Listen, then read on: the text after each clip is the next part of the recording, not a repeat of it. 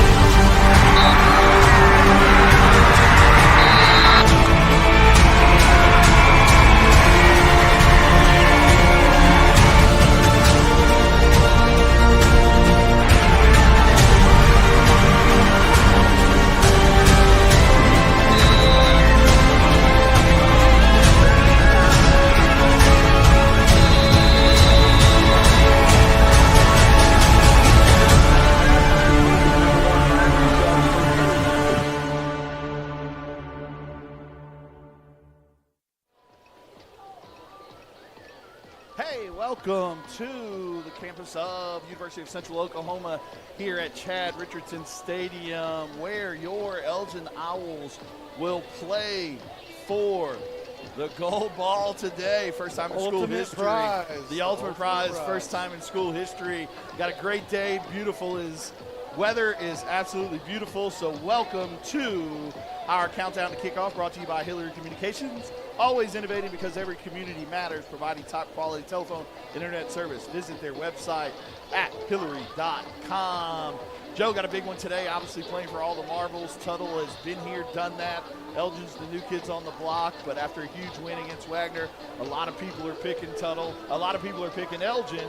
So what do you think the keys to the game today? We'll talk a little bit about it, what Coach Chalmer thinks they are, but what do you think will take us over the top today to hold that gold ball up? I mean, for me, after watching 13 games, I think it's a fast start. Yeah. You know, we've the last 4 games in the playoffs, we've taken kind of that first punch in the first quarter, and then we've kind of put it on them. I'd like to see us go out, take the ball, go score a touchdown, and kind of put the screws on them to start. Again, like we said, last week was audio only for us, and HSS is over there across the way from us doing the video broadcast of the game. We will be audio only all night, so you will have the camera on us. Like I said, we apologize in advance about that, but yeah, you're stuck with us. We're going to have a ton of fun in the booth, no doubt about it. I'm Vincent Saylor. I'm alongside Joe Abshire, who's usually on the sidelines for us. Glenn wasn't able to make it today. We got Chris Valvance back there producing. You can kind of see him today. Like I said, we're ready to bring you a huge broadcast and hopefully bring that gold ball and have that big party when we get back to Elgin tonight.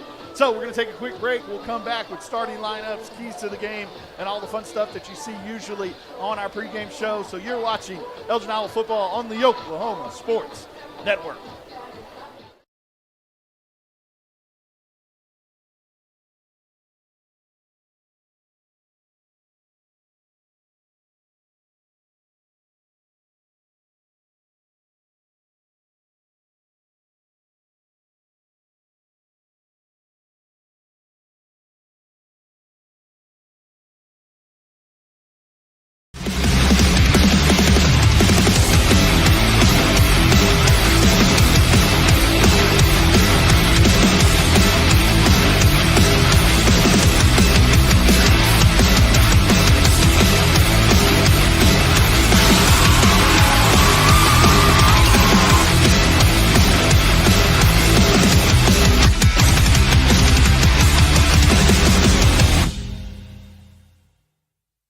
4D Landscaping and Irrigation has been providing top-rated professional landscape and irrigation services for the past 25 years. They take your vision for that perfect landscaping project for your home, new construction, or business and make it a reality with their easy financing options. You'll want to make sure to ask them about their seasonal services too.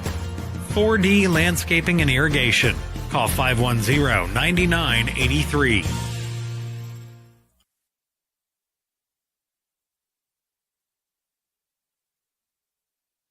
They say the best way to be a good neighbor is to know your neighbors and give a little help when they need it. And when you need a little, you can find help at Ace Hardware in Elgin. Not only do they offer everything from grills to flowers, paint, hardware, and tools, they offer experience to help guide you through the process. And they're happy to take the time to make sure you can do it right. Ace Hardware of Elgin. They're more than just a hardware store. They're your neighbor. Ace Hardware, 7796 Highway 277 in Elgin. Goodbye, paperwork. Hello, convenience. Farewell, waiting. Hello, personal service. Catch you later, dreaming. Hello, planning. Buy your dream home, connect with a personal banker, and easily schedule an appointment with digital tools from Arvest Bank. Goodbye limits, hello possibilities.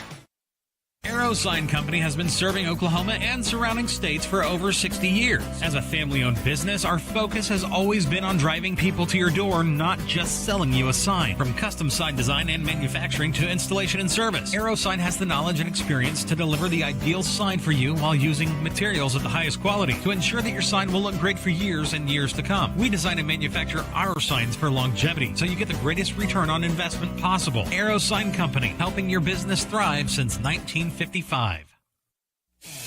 Are you looking for more than just a job?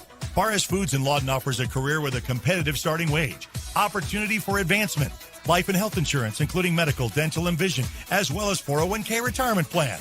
At Barres, you can be proud of a company that gives back to the community. But most of all, you can take pride from making a quality product. Barres Foods, making the best tasting hot dogs and smoked sausages, the food America likes to eat. So come be a part of a winning team and start your path to success today.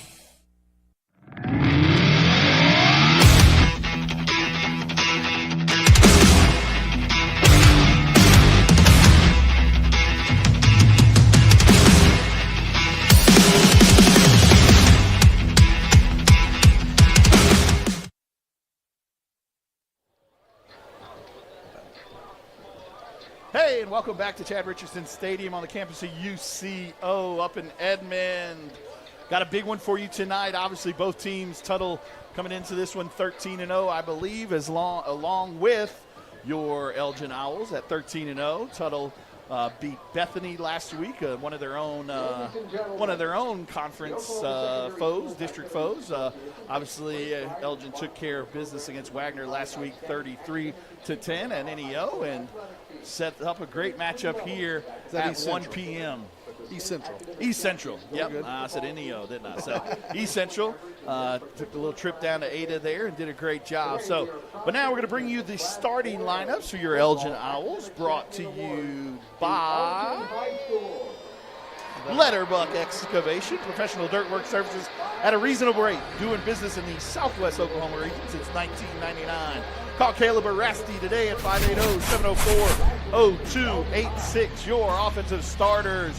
Everything starts with the ringleader, Trace Laura. Trace is having a great year. Obviously, 144 out of 207, completing almost 70% of his passes on the year for 2,504 yards. 253 yards away from breaking his brother's single-season record.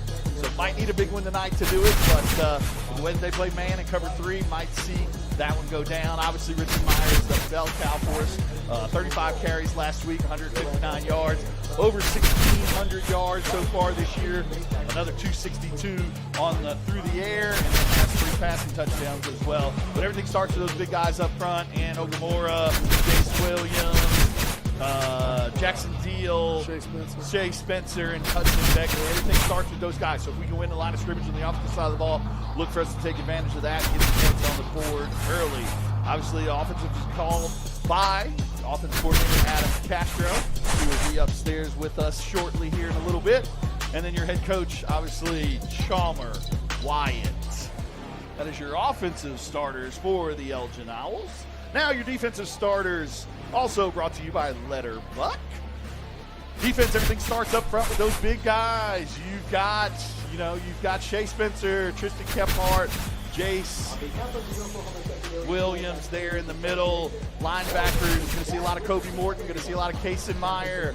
Obviously, everything starts with Colin Donnelly, CD187. He's going to be that black flag bearer tonight, and look for a big game out of him. Last game in that Elgin Owl uniform. I know his pops is ready to be tied to be fit right now, so he's going to be excited about this one too. But hey, we got to have a big week out of that secondary back there. Josh Adesola, Bryce Martin, Hunter Jackson, and Brody Morrison. Also look for Corday to play some too. Might have to go to some nickel because, like I said, this team likes to throw the ball around a little bit more than what we're used to seeing. So that is your starting lineups brought to you by Letterbuck. Oh, defensive coordinator, how can we forget Coach Baker in that offense and that defensive coordinator job? Is doing a great job all year. This team has only given up 4.9 points a game. So, that's one touchdown, and you know you won. But I think we might need more than one touchdown tonight. But really looking forward to a big game out of that defense. Like I said, probably the best offense we played all year. But what else would you want in the finals? Yeah, that's what you expect. I mean, that's what you expect. We got a good offense, good defense. They've got a good offense. I don't know much about their defense, but I'm sure they're pretty stout. And, the two best teams in the state. That's what you look forward to. Look out for number 11, Brady McAdoo on Tuttle's side of the ball. He plays receiver, also plays some DB, also is their punt returner. He's electric when the ball's in his hands. He's a Tuttle born and raised kid, doing some good things for those guys. So look for him on that part of the ball. But we're going to take a quick break, and then we'll be back with keys to the game and get ready for the coin toss. We're about 17 minutes and 30 seconds away from getting this one kicked off and seeing where we can go. Like I said, we're ready for that party tonight in Elgin, ain't we? All right, so we'll be back, but you're watching Elgin Owl football on the Oklahoma Sports Network, where sports is our middle name.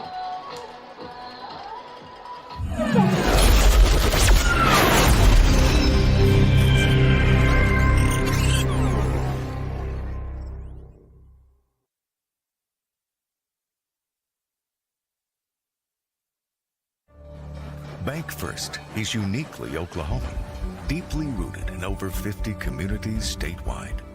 From those roots, our investment in education springs forth, helping to raise the Oklahoma leaders of tomorrow while providing financial strength to the business leaders of today.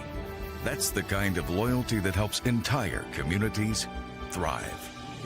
Bank First, loyal to Oklahoma, loyal to you. Check out the all-new Blutique store located off State Highway 17 in Elgin. They have an amazing selection of pre-loved name brand men's, women's, and children's clothing and jewelry, including a large selection of sterling silver. They also have new home decor, comforter sets, candles, toys, and over 50 flavors of Jordan Skinny syrups in stock. Whether it's for yourself or giving the perfect gift, Blutique, open Wednesday through Saturday, 10:30 a.m. to 6:30 p.m. in Elgin. Step into the best chapter of your life, one with rheumatology care from a provider who focuses on your well-being and getting you back to what matters most. Dr. Shahzad is dedicated to building long-lasting relationships based on trust and medical integrity with every single patient. Schedule your telemedicine appointment today. Don't let rheumatoid arthritis or other inflammatory conditions stop you from enjoying life. MMG, the power of many for the benefit of one.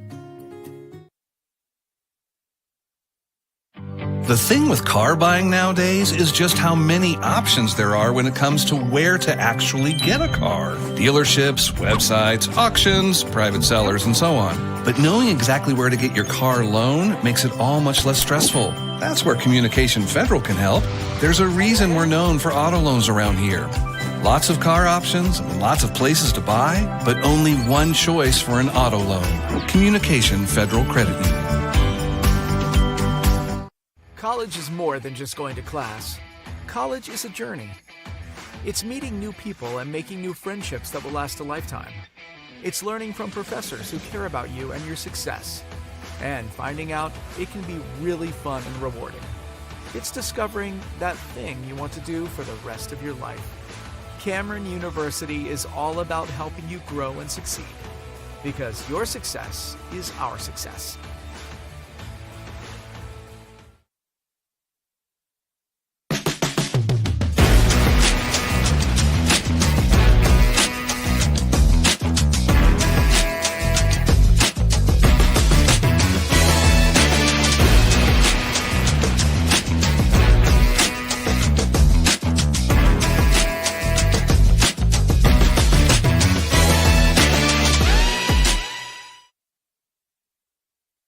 Lawton Fort Sill Regional Airport, just 1 mile to anywhere, offering non-stop service to Dallas-Fort Worth. Fast, friendly, and convenient without all the hassles. Easy parking, and with close proximity to your arrivals and departures, all in their newly renovated terminal. Here to there in just 1 mile. To book your mile to anywhere destination from LAW, log on to AA.com. or call 800-433-7300. Scott's House of Flowers in Elgin has been proud to serve Elgin and the surrounding area with a wide variety of flowers and gifts for all occasions. Come see them for great gift ideas, including the exclusive Tyler candles. And who couldn't resist Sweet Shop USA, featuring handmade grand truffles. Scott's House of Flowers, just off Highway 277 in Elgin. Delivery available, or stop by for easy pickup. Phone 492-4880. Scott's House of Flowers. Landmarks. They stand as symbols, reminding us of history and moments that shape our lives. We create our own landmarks. At Becker Raybon Funeral Home, we understand the importance of honoring these moments. Let our compassionate team help you celebrate the life and legacy of your loved one. Offering a range of services to honor the stories that matter most, we believe that every life leaves a mark that deserves to be cherished and remembered. Becker Raybon Funeral Home, honoring the landmarks of your life. At Firehouse Subs, a portion of every purchase helps provide life-saving equipment to first responders across the country. So at Firehouse Subs, we don't just make subs, we make subs that are big, bold, and craveable. We make our subs differently because our subs make a difference. Whether you order online or on our app, Firehouse Subs Rapid Rescue to Go will have your subs boxed, bagged, and ready for pickup. Firehouse Subs. Enjoy more subs. Save more lives.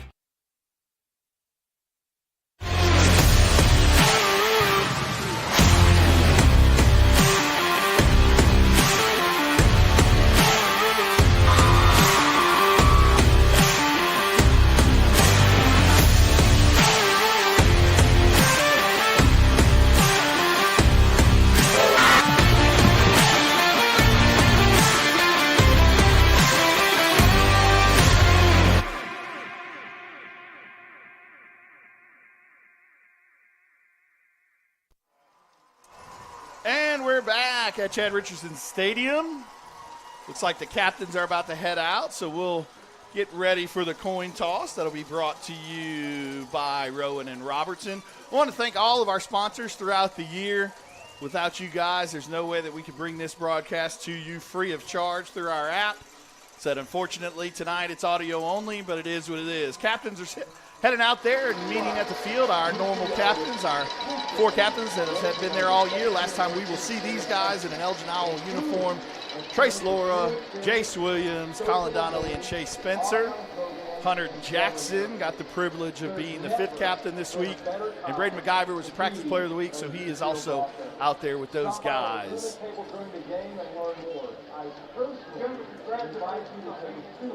Championship game. Elgin, you are the visiting team. Now. You can call heads or tails. Heads is going to be the visitor, so Oklahoma insignia there. Tails is going to be that. Down there. Heads. Some pictures from tails. the OSN Network as well. He calls tails. Tails. We'll bring keys to the game right it after heads. this. Rowan You and Robertson. defer. You'll receive. Tuttle's won the toss. You'll kick. Going this way. Elgin's going to get the football, looks like, though. There we go. Tuttle one's deferred. We're going to get the ball like we normally do. So offense will start with the ball on the field. The black flag bearer tonight is going to be Colin Donnelly. So let's talk about want to thank Rowan and Robertson, like I said, for all their sponsorships throughout the entire year with the coin toss sponsor. But now we're going to talk about our Coolco keys to the game. Coolco, stay comfortable year-round with their expert HVAC services. Call Clint Coleman today, 580-704-9838. Talking to Coach Wyatt this week. Pretty simple game plan to a certain degree. Like I said, one of his biggest things throughout the entire year has been, make the little things big. And that's so, like I said, can't make this game bigger than what it is. But on the defensive side of the ball, got to stay on top of the receivers.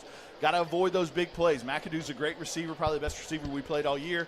Has the ability to go up and get the ball and also make some big plays. So DB's got to make sure that we keep those guys in front of us. And then another great way to do that is also get some pressure up front, get some sacks and hits on that quarterback. That'll start to wear on him a little. And like I said, wear him down. And then in the second half, look for him to maybe throw some interceptions because of all those hits and pressure he's had throughout the night. On the offensive side of the ball, football 101, got to take care of the football.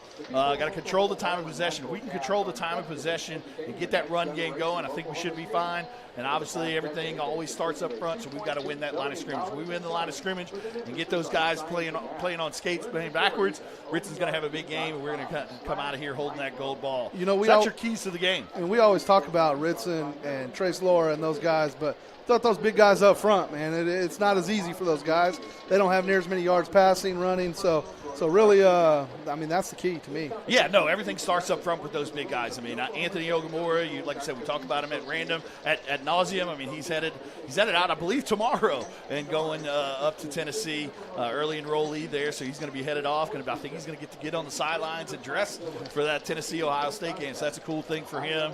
Jace, obviously, committed to Navy. Going to miss that Army-Navy game today, but I'm sure he's perfectly fine I actually with talked that. to him about it, and he said, I'd rather be playing football than watching football. Absolutely. So, absolutely. Jackson Deal has done a phenomenal job stepping in at center as a sophomore, won that job during two-a-days, and has really been an unbelievable guy there at the center spot. Hudson Begley at that right guard is only a sophomore as well, has started all his freshman year, now started every game this year, has really stepped up. He's kind of that next guy in line. I know we've always had kind of those big, good offensive and defensive linemen. He's kind of that next guy in line. And then obviously right tackle, fun man himself, Shea Spencer. And like I said, everything starts with those guys. If we can get those guys working, then we're sitting pretty.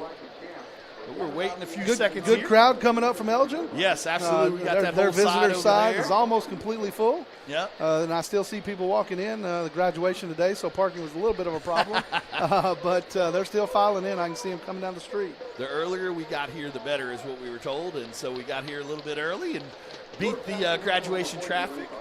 But wouldn't want to be anywhere else this Saturday. Had this one circled on our schedule for a long time. And been waiting for this one, and it is finally here.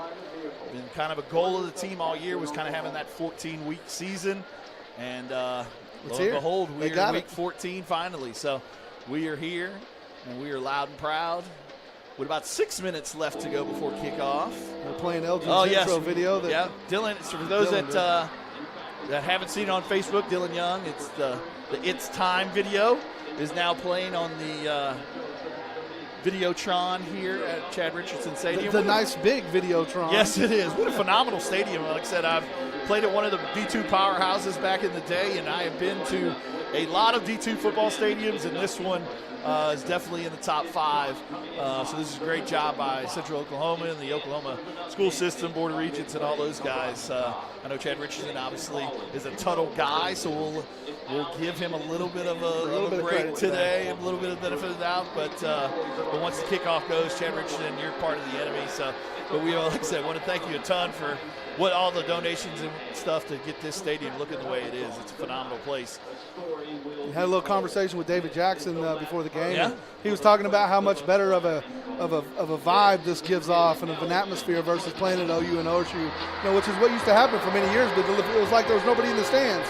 Yeah, it's a completely different feeling. It's great to play at those type of stadiums and things like that, but like I said, this one has that. I think it holds 13 or 14.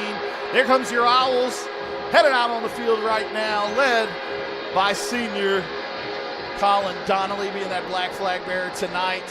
Said the senior class means so much to not only Coach Wyatt, but this entire community and the entire coaching staff. It was the first class that they had full access to as 7th graders.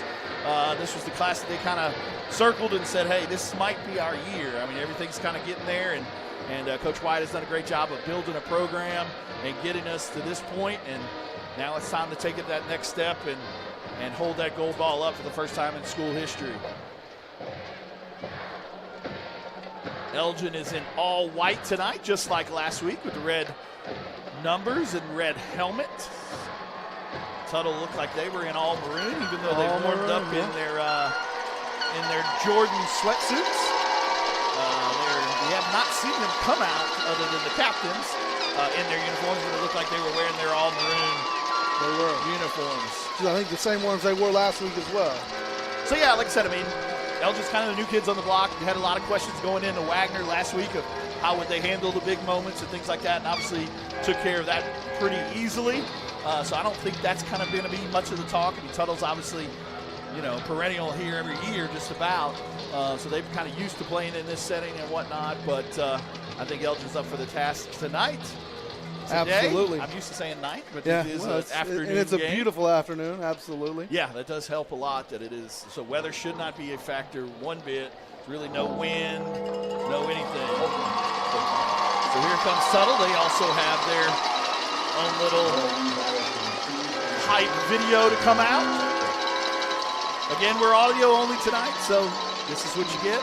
These beautiful faces of ours. Again, we apologize in advance, but that's just what the OSA gives NHFS exclusive rights to the video of it.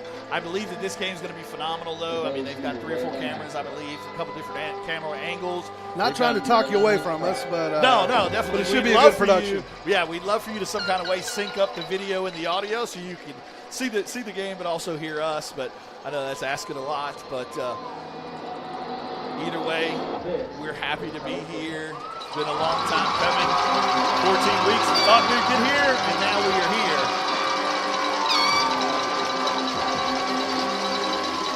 Here comes Tuttle.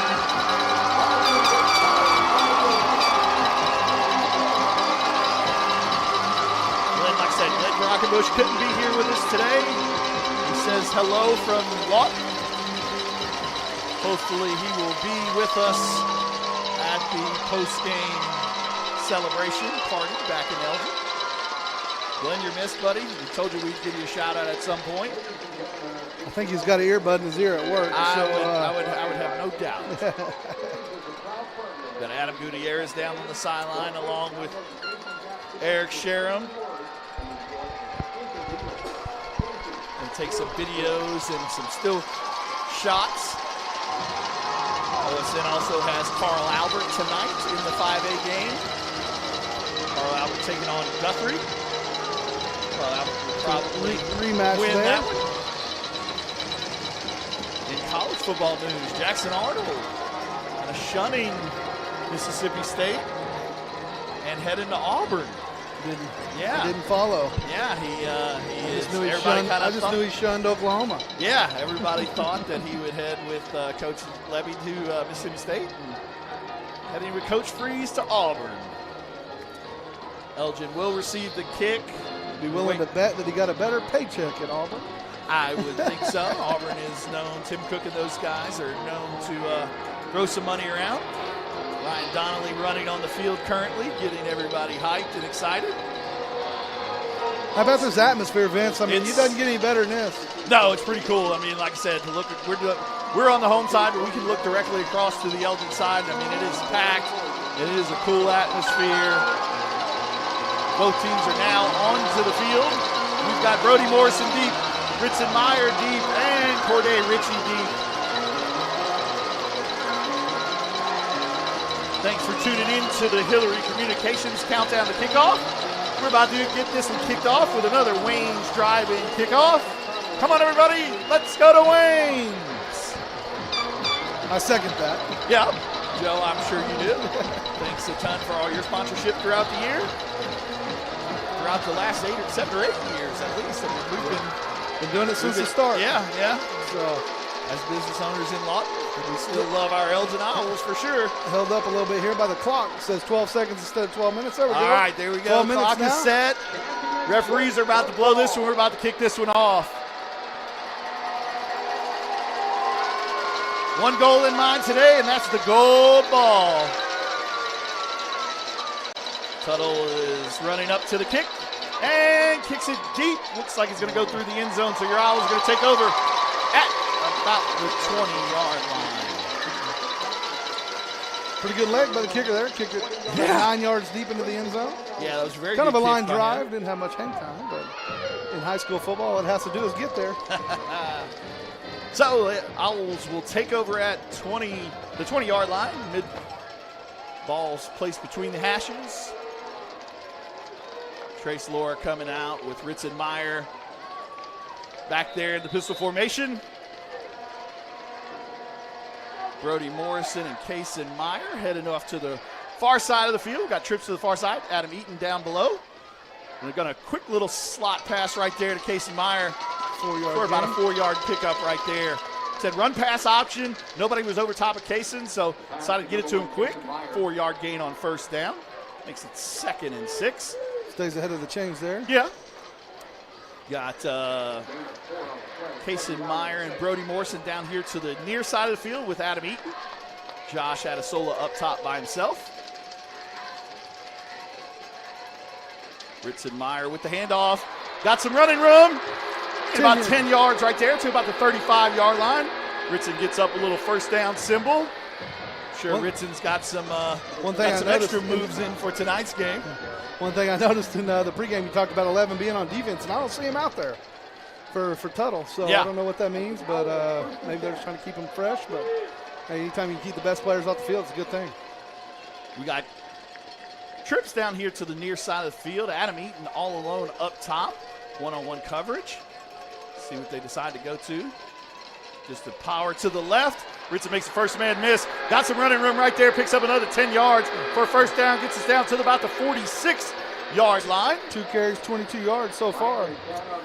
Yeah, we'll have to get with David. David Dillingham is not in the house tonight, but he is in Florida watching. Got a big race tomorrow, so good luck to David on that race. So we'll get with him at halftime and get some stats for you, but Joe's up here taking him in his head at the moment. Two 11-yard rushes makes it pretty easy. So Kaysen Meyer heading over the other side of the field. Outside zone this time to Ritson Meyer. Big hole. Another big 11-yard gain. So 3 touches for 33 yards right now for Ritson Meyer. I can keep that math all day long. Great job of the offense coming out, setting the tone. Said one of the keys to the game was to win that line of scrimmage, and so far they're doing a great job of that. Tuttle's lined up with 3 defensive linemen. Honestly, as long as they stay like that, what they can't see is we're really spreading them out on the outside ends, making them choose. Play man or cover the run. Another inside zone right there. Big hole right there. Make him miss. Hey, you got to do a little bit more math. That was about a 14-yard gain. Yeah, about 14 on that one. Great job right there by the offensive line again. Just counterplay to the right. Ritson Meyer found a big hole. Gets us to about the 30-yard line. He just one broken tackle from a touchdown right there. He's real close. Yeah, we were excited about our run game coming into this one, and obviously when you got that offensive line, right off of the bat, we're seeing that. I said not many 4A schools in Oklahoma can boast 2 D1 linemen on the same side. Little inside handoff here to Kaysen. Got some running room. Makes a one-man miss. Hang on to it. Gets down to about a 12-yard gain right there for Kaysen Meyer. A little underneath handoff. Gets us inside of that Rising Eagle red zone. I want to thank Rising Eagle. The last 2 weeks been able to host the Elgin Playoff Coaches Show. I want to thank those guys for being sponsored throughout the year. I hadn't been able to make either one, but they look like a lot of fun. Yeah, it's been a ton of fun up there, and Tom and those guys do a great job. And like I said, if you're looking for a Christmas party place or anything like that, the patio is a great place to have it. But we're inside that Rising Eagle red zone at about the 18-yard line. Can have the opportunity to get a first down right here. Kaysen Meyer coming in kind of short motion. Quick handoff to Ritson inside. Gets down to about a 5-yard gain right there, so makes it 2nd and 5 at about the 13-yard line. Owls look to punch this one in to take an early lead here in the state championship game. In comes Colin Donnelly. Got 2 tight ends. Go heavy over here on the left. Shea Spencer on the end. Yep. Bringing that extra lineman over. Power left. Ritson Get out of it. wasn't able to spin out of that, so kind of a no yardage gain right there. Brings up a 3rd and 5. Big play right here in this drive. Probably 2-down territory the way that we've played all year, but still want to pick up this on this 3rd down, so that way you now have to run the risk of running a 4th down play. Linebacker just shot the gap. Yeah. I mean, honestly, if he doesn't make that touchdown or that tackle, it's probably a walk-in score for Ritson. Yeah, it looks like Ritson kind of almost spun out of it, but good job of holding on to the jersey right there. Adam Eaton coming over. Got Ritson behind him. Checking to the sideline for a check right here.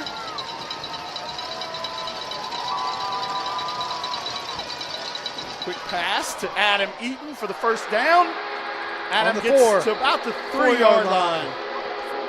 4-yard line, but does pick up the 1st down. Just kind of a quick out from his, deeper out from his tight end position. Good job by Trace. Pretty good play call there. 2 levels. I really enjoy it. I know I'm on the sideline most of the time, and I enjoy being on the sideline, but I really enjoy the all-22. Yeah, this it's fun to watch. Pretty cool. Like I said, you miss a lot of the atmosphere and the yelling and screaming, but yeah, the view is great. Woo! Touchdown, Elgin! Yeah, baby! Yes, sir! Woo! Just a quick inside power left. Ritson Wire walks in untouched to make it 6-0 Elgin Owls. Can't have a better start right there, guys. Better start. We ran right behind that offensive line. Couple key passes. Touchdown, Elgin. So for those that are unaware, last week they were like, where are you going when you open this door? Well, the coaches were next to us. The coaches, again, are next to us, but all we got is a thin piece of plexiglass, so you're going to hear some banging throughout the game. And On's kick is up, and the kick is good. So that makes it 7-0 Elgin Owls here in the state championship game with 7:31 left to go in the 1st quarter. Your Owls up 7-0. You're watching Elgin Owl football on the Oklahoma Sports Network.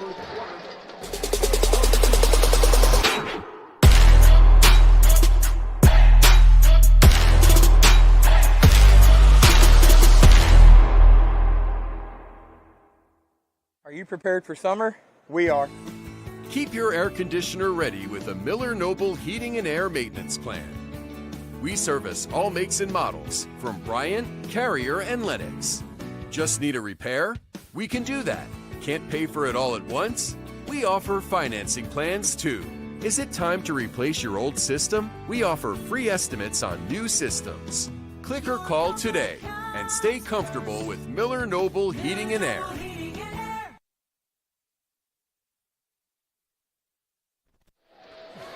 All right, we're back here at Chad Richardson Stadium on the campus of University of Central Oklahoma. Owls take a quick 7-0 lead. We're in line for another Wayne's driving kickoff. Come on, everybody. Let's go to Wayne's. And On is about to kick this one. Short kick, fielded by Mr. McAdoo. Makes the first man miss. Gets some yardage up to about the 38-yard line, but there is a penalty flag on the play, so let's see if this one goes pushed back a little. I think it's going to be a hold on there. Gage Just Baker. kind of where it was thrown and how that all happened, I think it's going to be a hold on Tuttle. Gage Baker out there getting the tee as he's done all year. Doing his cartwheel, his signature cartwheel. There it is. Holding on Tuttle is the call. Yeah, it's going to take it from about the 22 back, or the 32 back to the 22. Yep. Like I said, Tuttle likes to throw the ball around the ball field a little. McAdoo, the guy that just made the return, is one of their good receivers. Look for him to make some big plays throughout the game. Hopefully, we can stop that though. Quarterback looks like number 12, Cruz Campbell. Yeah, Cruz. Yeah, Cruz Campbell. Transfer in, I believe, along with a lot of these kids. Hey, you got it! Josh Adasola with the interception on the first defensive play. Interception by Adasola. Hey, he just laid out, picked that ball right off his shoe. Tried to throw a skinny post, and it was low and behind him. Adasola laid out. Man, what a catch! What a catch! Great job right there by Josh Adasola. Woo! Turns the ball right over. Elgin has the ball now at the 32-yard line. Going in, short field. Let's see coaches come up with here on first down. Right back to the ground game. Outside zone to the left. Ritson decides to cut it up. Hurdles a man and also 7-yard gain. Yeah, gets to the 30-yard line. Ritson took probably got the air knocked out of him a little bit. Braxton. He jumped up in the air over somebody and somebody got him a little bit. Might be all right. Braxton coming on in. Just got the air knocked out of him. Yeah, he'll be back in the player. Might have got hit in the no good spot, actually. Let's see what Tiny can do back there. Tiny got trips to the far side of the field. Tiny back there dotting the pistol. Going to decide to throw it right here. Quick scheme route. Touchdown! Skinny post right there. Seam route to Brody Morrison. Brody Morrison's 11th touchdown of the year, which 30-yard touchdown pass. ties Coach Tomer Wyatt's single-season record with 11. Brody Morrison makes it 13-0. All Elgin Owls here in the first quarter. 6:42 left to go. We got a flag on the play. I think it's going to be celebration. Yeah. Sideline warning, Elgin. On Elgin, yeah. So that one, must have been no just harm, no somebody foul. Somebody ran out there a little bit early, but I think it was actually 13-0 Elgin. Yeah. 6:42 left to go in the first quarter. First quarter is brought to you, but sorry about that, by the Fraternal Order of Police, Lodge 98. Kick is up. Kick is good. 14-0. Elgin Owls here at an early, quick start. You're watching Elgin Owl football on the Oklahoma Sports Network.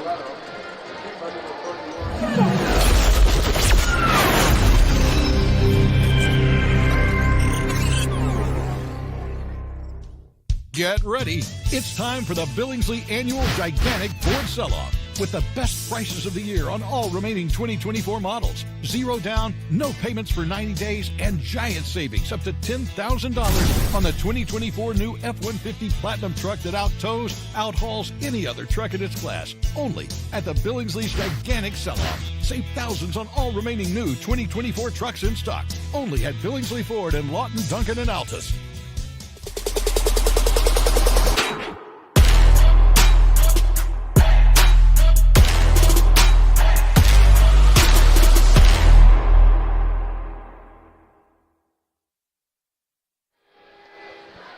Hey, we're back here at Chad Richardson Stadium. I feel like there was one guy that you said, what's the best way to get going right here? And what did he say? A fast start, baby. Yeah. A fast start. It don't get any faster than that. No. 14-0. Keep the pedal on the metal. 6:42 left to go in the first quarter. About as good of a start as you can imagine. Another high kick by Ball's on the ground. Kind of a short kick, but they couldn't come up with it, but was able to fall on it. He lost in the sun. Yeah, the sun will play a little bit of a factor. It's kind of hanging over the stadium right now, but they were able to recover it right there on the Wayne's driving kickoff. Got the ball now at about the 27-yard line.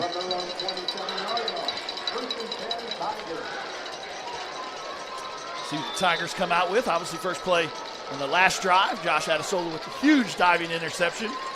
It's Josh's, third or fourth on the year. Don't have that stat right in front of me, but had one last week as well.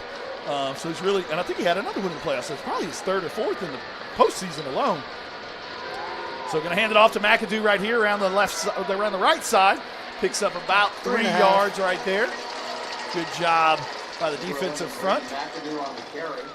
We kind of took one out of our book there, spread out the safeties and the cornerbacks in that nickel package. And I guess it's not the nickel package. But. Yeah, like I said, we may see some nickel throughout the game. We're going to try and start in our base formation, our 3-4 look. Philip Peebushy. And Tuna just looks like a nickelback. Yeah, he does. Tiny doesn't look like the most linebackers, but definitely plays bigger than his stature. Good job by Philip right there, making him cut inside. Third down. Kobe Morton and Colin Donnelly there to scrape from their linebacker positions and tackle. Brings up a third and about 4 right here, third and about 3. One thing that we do have to be aware of them, they do have a very good kicker. Obviously, we saw that on the kickoff, but during field goals and warm-ups and stuff like that, he was hitting them from about 40. So that could play a factor as we go.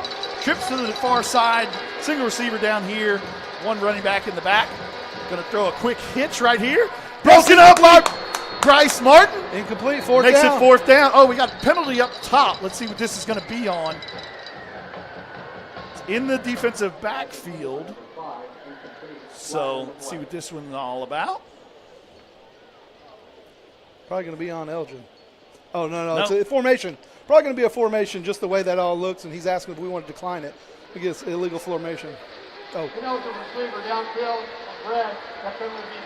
That's probably they covered up one of their receivers and he took off, and be my guess. Yeah, so it's going to be 4th down right here, and it's going to bring on the punting unit. So great job, like I said, by the defense. Got forced a 3 and out on the first drive, got the interception. Second drive, 3 and out. Going to force a punt right here. Kason Meyer back deep. McAdoo is the punter as well. Mr. Do Everything. Yeah. We know a couple of those. Yeah, we have several. Gets the punt away. Pretty good punt. Gets away from Kason, though. Takes an Elgin roll, so we're going to take over at about the 25-yard line. So, like Joe said, 5:26 left to go here in the first quarter. 14-0, all Owls. I mean, can't ask for a better start. I mean, that was your key to the game, and obviously you're right on the money right now, Joe. Everybody wants to go out and get a good start, but I tell you what, this start just puts Tuttle in a hole that they're not sure they can get out of, you know? No, like I said, the defense has had 2 great drives. Offense has kind of had their way with them so far. One drive, you only had to go a little bit of ways, but that first drive, just kind of wore on them. Ritson did a great job of picking up some yardage, had to pick up some first downs when we needed to through the air, but counter left. Ritson finds good job by the linebacker right there. Looked like that one was going to go for a little bit further, but number 22 by them, Adrian Elevar, comes from his linebacker, scraped and did a good job of picking Ritson up. Gain of 2, 2nd and 8.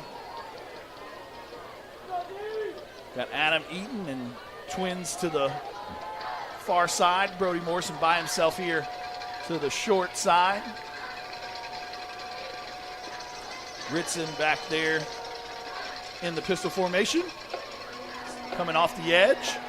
Ritson finds a little bit of a hole, brings up about an 3rd and 1. Yeah, 3rd and 1 right there, about a 6-7 yard gain.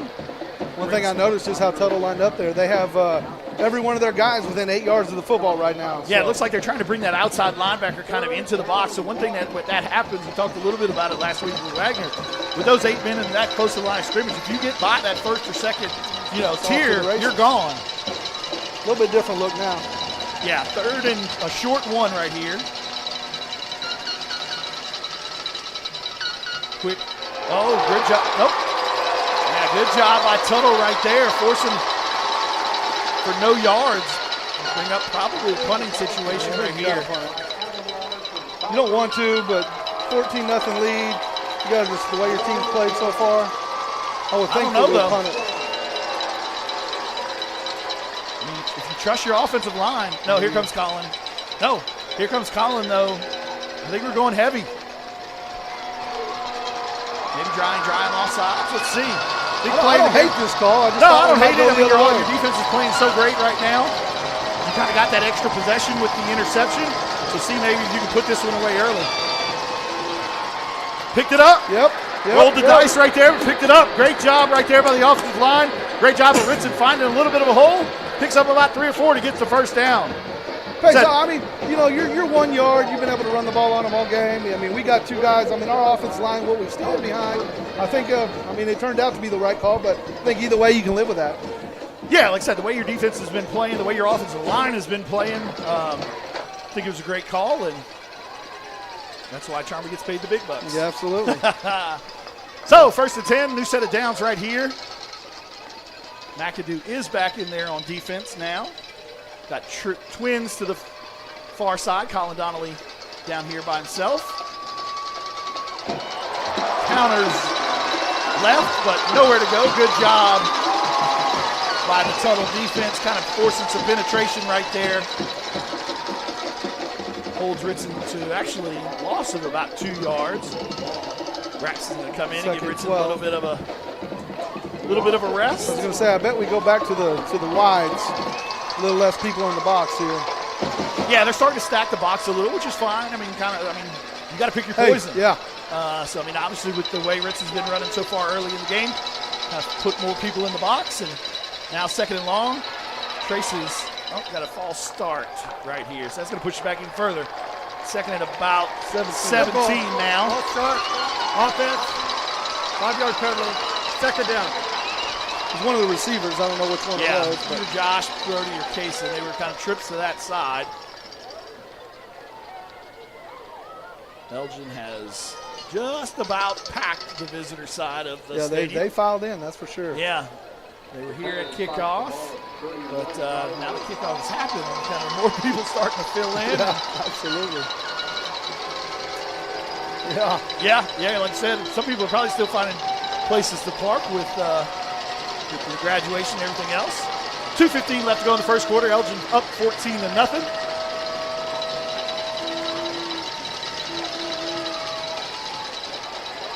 Trace Lohr with the dig route to Josh Adasola. It'll be 3rd and 1. Yeah, looks like he's going to be about a. No, they're going to give it to him. So it's going to be a first down right there by Josh. Kind of a deep dig route. Ran a lot last week to Brody. This time it's Josh on the receiving end of that.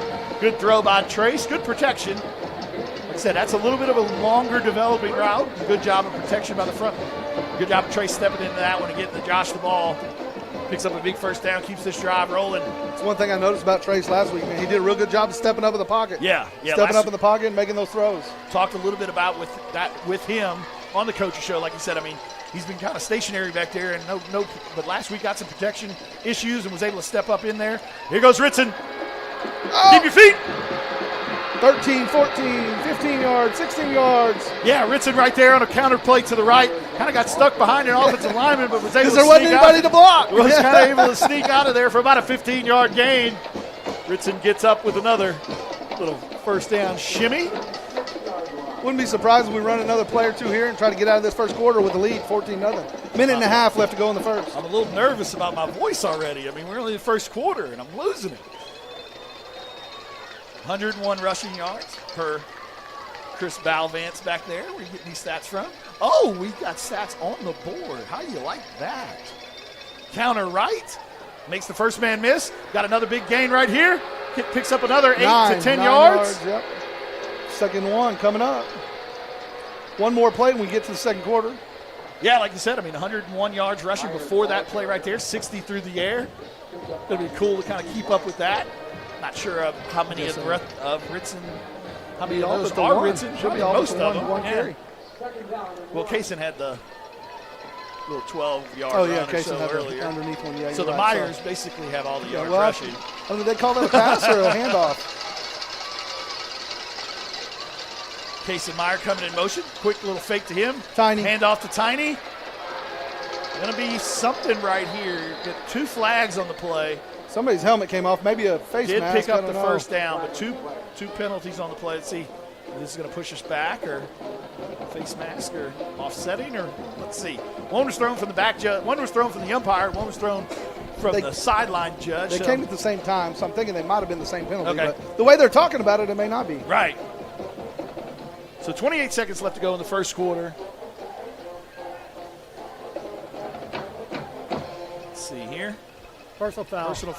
Face mask. Defense.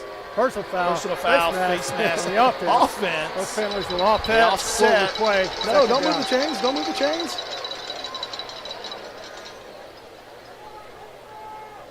Yeah, so 2 face masks, 1 on the offense, 1 on the defense, so they're offset, so we'll come right back to where it's 2nd and 1 again. Hang on a second. I'm not sure what's going on. Should be offsetting. Yeah. At the same spot. Yeah, so to be 2nd and 1. Should be 2nd and 1. The problem is the chains started moving when they heard the first face mask. And we don't have high school or college kids working the chains today. It's more officials. Yeah. More officials working the chains today. All right, here we go. They got it set back now. But that's why they keep that little clipboard over there. It lets them know where it was. So if that does happen, they should be able to get it lined out back right. All right, so we're back. Last play didn't happen. Basically. All right, so 2nd and 1 right here. Here comes Colin Donnelly in for Josh. They're going a little bit heavy on the short yardage. We'll have to run one play. Yeah, 28 seconds left on the play clock. On the game clock. 19 seconds left on the play clock. Clock will start at the snap. Brody single receiver with Colin kind of offset. Colin goes in motion to the far side. Braxton behind Trace. Braxton with the outside zone. No, ball's on the ground. Oh, no, Trace. Ball's on the ground ahead of had an issue with the handoff and wasn't able to get it out to Braxton. And Tuttle was able to fall on it. Trace, I think, almost tried to tap it to Tiny. But, yeah, so gives Tuttle a little bit of life here. Gets the ball on about the 33-yard line. So turnover battle is going to be key. Now both teams tied at 1-1.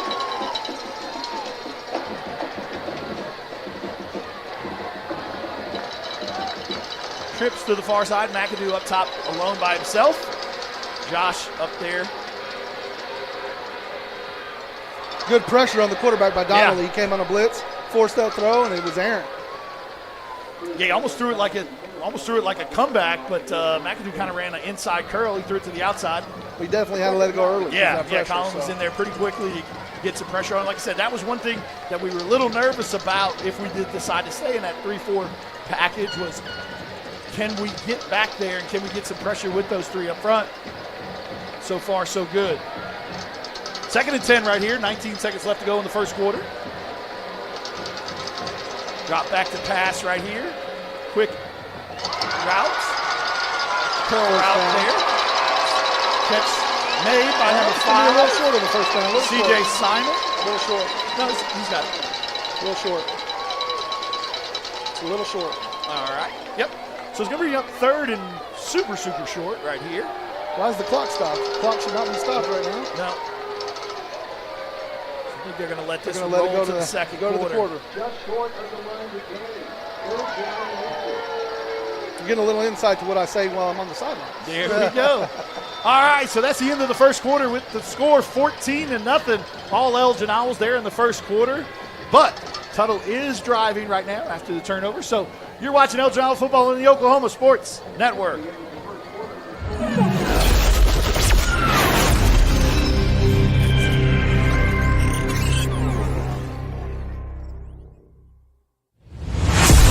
The heart of Oklahoma, where your home isn't just a place, it's your peace. At Century Roofing, we understand the importance of protecting your peace. We're experts in roofing technology, techniques, and customer service because we care about Oklahoma and we care about you.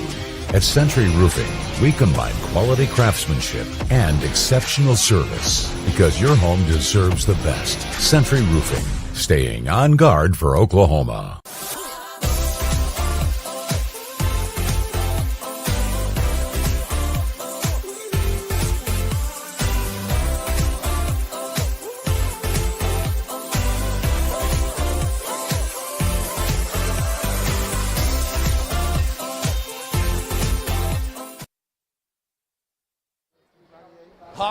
So we're back at Chad Richardson Stadium at the start of the second quarter.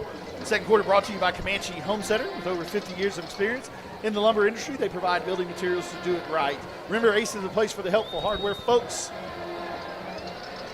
Comanche Home Center, Phil Kennedy, proud Elgin guy. I know he's probably listening. 3rd down here. Not much, but 3rd down still. I think we got him short. No, good push. Had him in the backfield, but good push by the offensive line. Was able to pick it up barely, but it looks like they will have enough for the first down. That top judge both ways give them pretty good spots for the offenses. Yeah. Us included. That's not a knock. So really fun thing right here. Since we're in a college stadium and have all the media that we do have here today, got some stats for you there at the end of the first quarter. Ritson already with 100 yards, 15 carries for 100 yards. 98, that 1 -2. Yeah, 98 yards. Offsides, looks like. Trace is 4 for 4 for 60 yards. Brody with 30 yards on that one TD. So, yeah, cool little deal right here. Ball start. First and 15 for 5-yard penalty. First Kobe down. Morton has 2 tackles. Bryce Martin has 1. Jason's 1. Hart has another. Casey Meyer with the 1 carry for 12 yards. So we'll keep up the stats throughout the game for you. 43-yard line.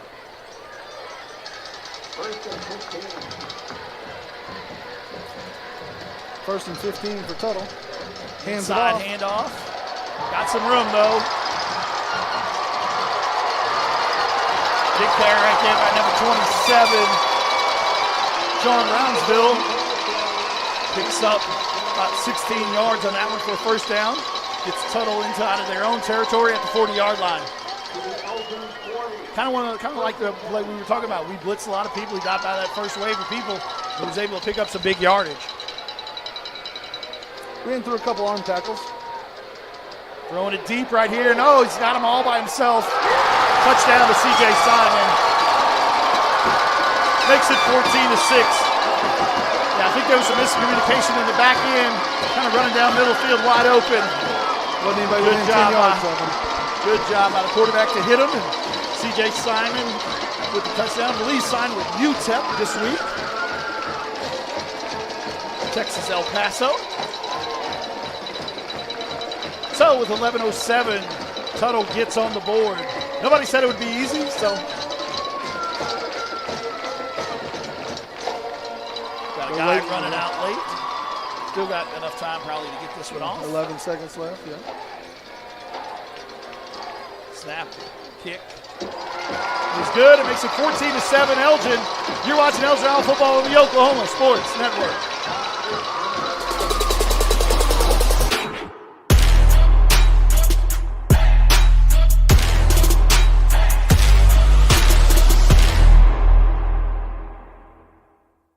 Southwest Foot and Ankle Clinic has specialized in the medical and surgical treatment of the foot and ankle for the past 40 years. And they provide all treatments under one roof. From x-rays, radial pulse therapy treatment, to surgical treatments, all with one goal in mind, providing the highest quality medical care with good old-fashioned Oklahoma compassion. Call to set up an appointment today. Southwest Foot and Ankle, 580-357-8720.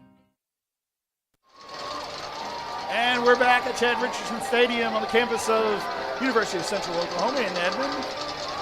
Owls up 14-7 after the 40-yard touchdown by Tuttle. Another Wayne's driving kickoff. Come on, everybody. Let's go to Wayne's. Brody Morrison, Ritson Meyer, and Corday Ritchie back deep for the Owls. First kickoff was through the end zone. Let's see what this one does right here. This one's a little bit shorter. Looks like Ritson's going to get his hands on this one. Ritson comes up the middle, about the 20. Gets to about the 25-yard line after the return. So the Owls take over at the 25-yard line. Tuttle's got a little momentum on their side right now. Playing with a little bit more. Get back to it here. Vinegar, but see if we can get this run game going back the way it was earlier. Said the only time we've been stopped was on the fumble exchange between Braxton and Trace. So let's see if we can get offense back up and clicking.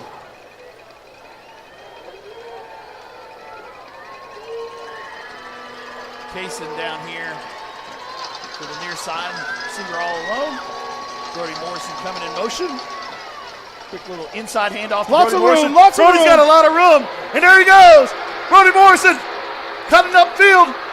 Gets to about the 44-yard line. 42-yard line, Got a 40, 30-yard gain right there. Inside handoff that we ran earlier to Kaysen. Make the first man miss. Gained about 35, 40 yards on that play right there. Gets us to about the 42-yard line going in. A little bit of misdirection there. It's been, go ahead. I tell this to the offense all the time at practice when coach starts saying something about, 20 going in, this, that, and the other. The offense is always going in. Yeah, absolutely. But we're on their 42-yard line, 42 yards left to score. So Ritson back there in the eye behind Trace. Gonna drop back and, tried to throw the drag route there to Adam Eaton. A little bit of a hole. A little bit of a hole, but no call. On the hip. The reason we were kind of and up there, the ball was tipped and almost intercepted. Brings up a 2nd and 10 right here at the 42-yard line.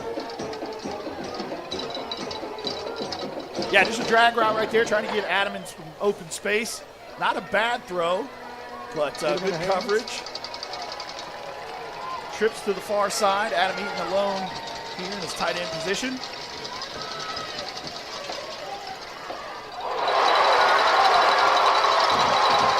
For that quick stop route to Kaysen. Good job of the defensive, I guess that's a linebacker, got his hands on it. Trace blocked Trace's ball.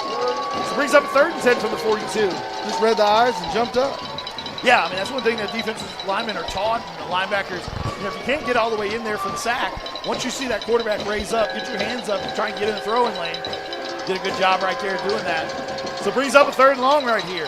At the 42-yard line, we'd love to pick it up on 3rd down, but if you can get maybe 4 or 5, maybe get you a 4th down play. Drop back by Kaysen right here. Drop back, going deep to Brody. He's got... Wow, that looked early. Yeah, it looked like he got there a little bit early, but unable to connect on the post route. So brings up a 4th and 10 right here.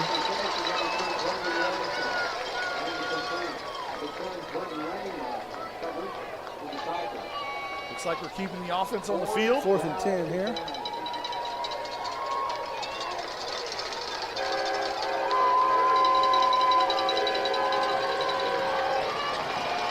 Fourth and 10 from the 42.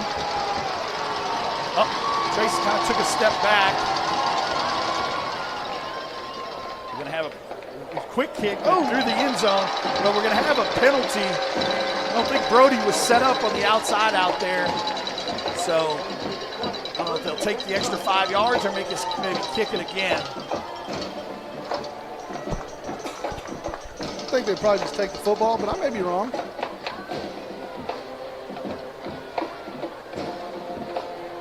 Yeah, Brody wasn't set, so it's going to be an illegal procedure. Yeah. Illegal motion on the offense. That penalty's declined. Ball be placed at the 20-yard after the touchdown.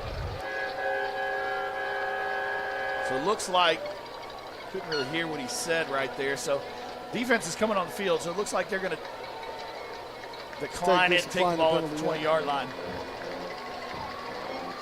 So first 2 drives, first one interception, second one 3 and out. Third drive, started the second quarter. Had some luck and found a guy running downfield for a touchdown. Handoff up the middle. About 2-yard gain right there. 2nd and 8.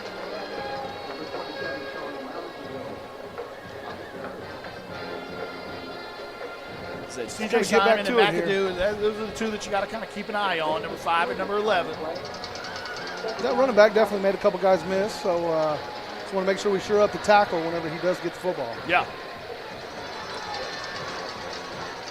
So about a gain of 3 right there, so brings up a 2nd and 7.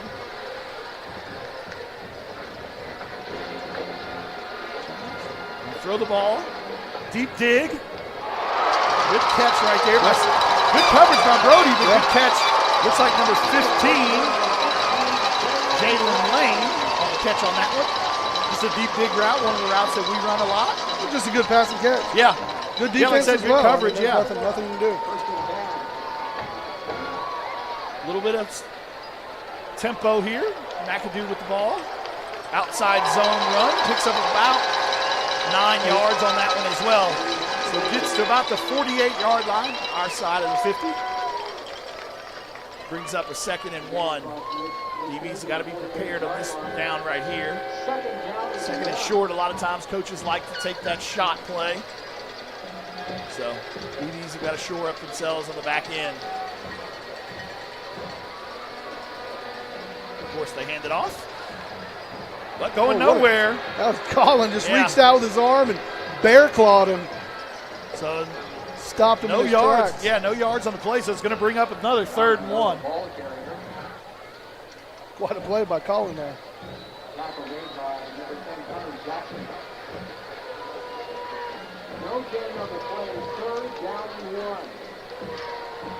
Tuttle being a little bit more deliberate. Absolutely, they are. So we got quarterback in the shotgun formation. Quick pass out here. Woo! Quick slant, good catch. Big hit right there by Brody, but after the catch was made, so brings up a 1st down. Good job by the Tuttle receiver, Jalen Lane again, holding on to that one. Tuttle going with a little bit of speed now. Trying to hit the deep post again. Rice was there on the coverage, a little bit behind the receiver, but a little bit too hot for CJ Simon. Brings up a 2nd and 10. 2nd down and 10.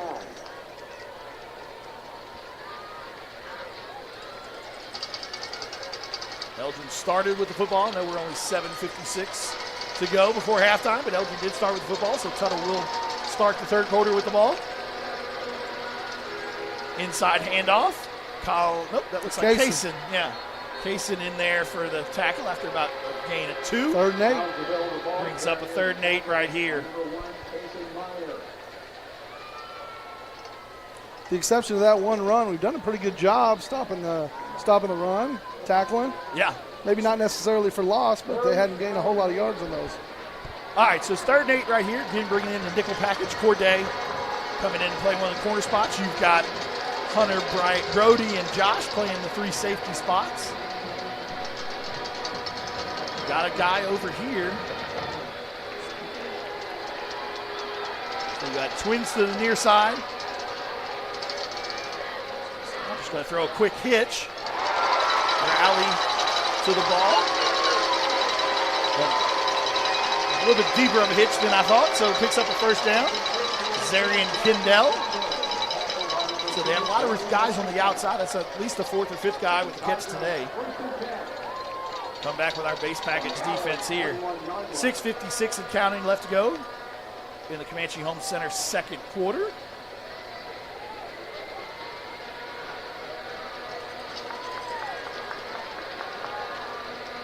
Inside handoff. Met dramatically in the hole by Colin Donnelly for a 2-yard gain. Colin is getting ready for wrestling. Pretty good 3-point takedown right there. That was what they call a form tackle. 2nd 7 for Tuttle. About the 28-yard line. So Tuttle has figured a couple things out with the Elgin defense at the moment.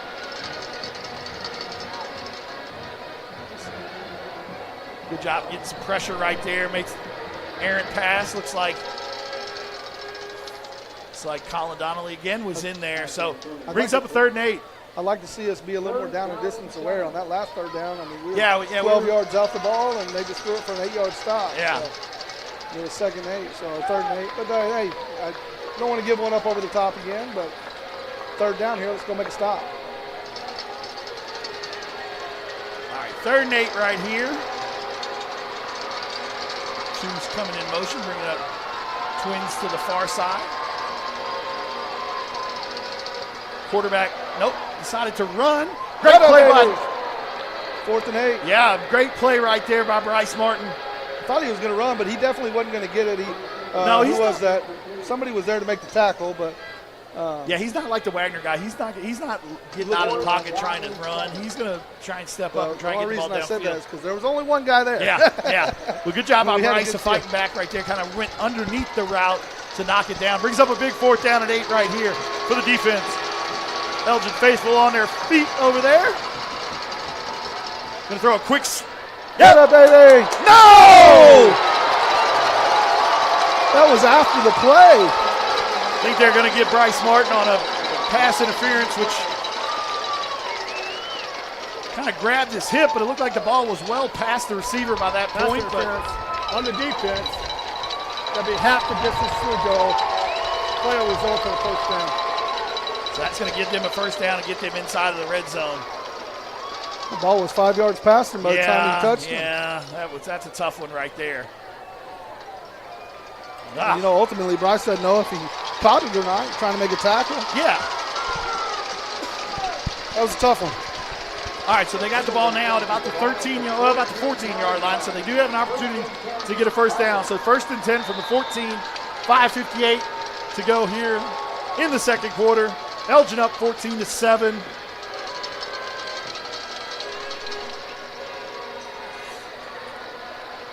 Twins to both sides, running back next. Another quick slant route right there. Gets down to about the 1-yard line. Fake the wide receiver screen, hit that skinny post. Yeah, I tell you what, Brody's not doing a bad job defending these guys. I mean, he's really not. No, he's right there on top of them. I mean, as soon as they're catching, he's making the tackle. But so it's 1st and goal from the 1-yard line. Tuttle looking to even the score here in the second quarter. Ooh, okay.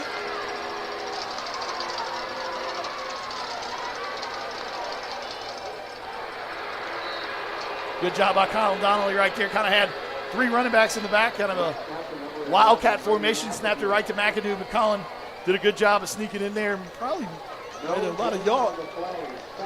Held him to no gain, so 2nd and goal from the 1 again.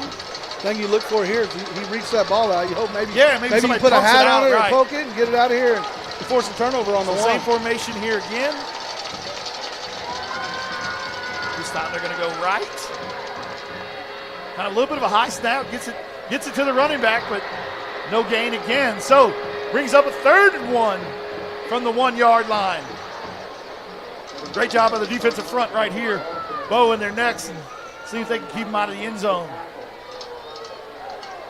Look for Tuttle maybe to get McAdoo on the edge, maybe a run-pass option or something. Kind of selling out a little on the run with him at quarterback.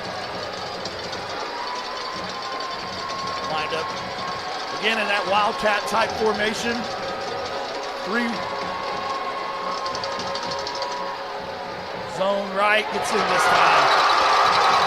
Makes it 14-13. Elgin. Extra point ensuing. Just the power to the right. Good job of bouncing it kind of outside. And gets in there for the touchdown. Makes it 14-13, 4:27 left to go. Got everybody out there this time. Kick is no good. No good. Kick is no good. So, with 4:27 left to go in the second quarter, Elgin up 14-13. You're watching Elgin Owl football on the Oklahoma Sports Network.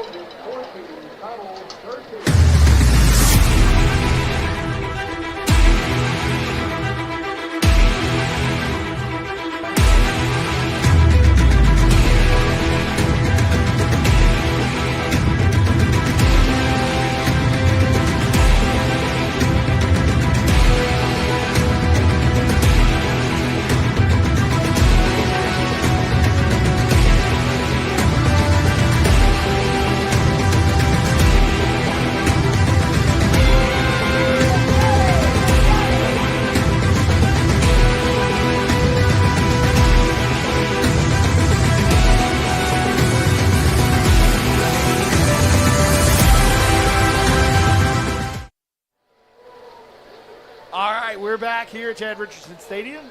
4:27 left to go in the second quarter. Owls up 14-13 after the mixed extra point. Get ready for another Wayne's driving kickoff. Come on, everybody. Let's go to Wayne's. Kicker. Have a low line drive kick. Somebody needs to go get it. Nope. Okay. Ooh. Yeah, kind of low line drive kick, but did end up rolling all the way to the end zone. So the Owls will take over at the 20-yard line. 1st and 10 to go. Yeah, like I said, had things rocking and rolling there in the beginning. First 2 drives, wasn't able to stop our run game, and then I was also able to connect on a deep pass. But last 2 drives after the fumble, and then the last drive forced a punt. So, like you said, got to get this ground game back going and start winning the line of scrimmage. Kind of selling out for the run a little those last couple drives. So, see if we can maybe hit a deep one and loosen them up a little. Again, they're all within 8 yards of the line of scrimmage. Hand off inside to Ritson. Ritson's got some room to go. There he goes. Drug out of bounds after about a 25, 30-yard gain. Kind of a zone play to the left. Gets it all the way down to where they get spotted? About the 45. So, yeah, about a 25-yard gain right there. 24-yard gain. They're spotted at about the 40. Looked like 22 pushed him out, Ritson out a little after the sideline. Ritson took offense to it, if you're surprised. And anyways, little John back and forth. Hopefully we get a little chip on our shoulder right here, and let's go. Gets Ritson well over 100 yards for the game. At 98 in the first quarter alone. Power right. About a 5-yard gain right there. Good to see this drive starting off. Said answering the bell. One thing we've done a good job, like I said, a lot of people were nervous about it coming to the playoffs because we had kind of blown everybody out throughout the year. But every time we've been punched, we've done a good job of counter punching throughout the year. So let's see right here. if we can get down and score before halftime. Again, we got the ball, so Tuttle will start the third quarter with the ball. 3:46 and counting. A lot of time, obviously, left to go here in the first half.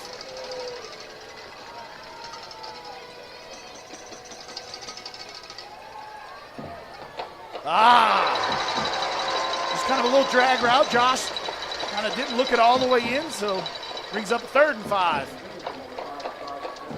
Good job by Tracy getting it out of his hand quick. 3rd down and 6. They're in about 6.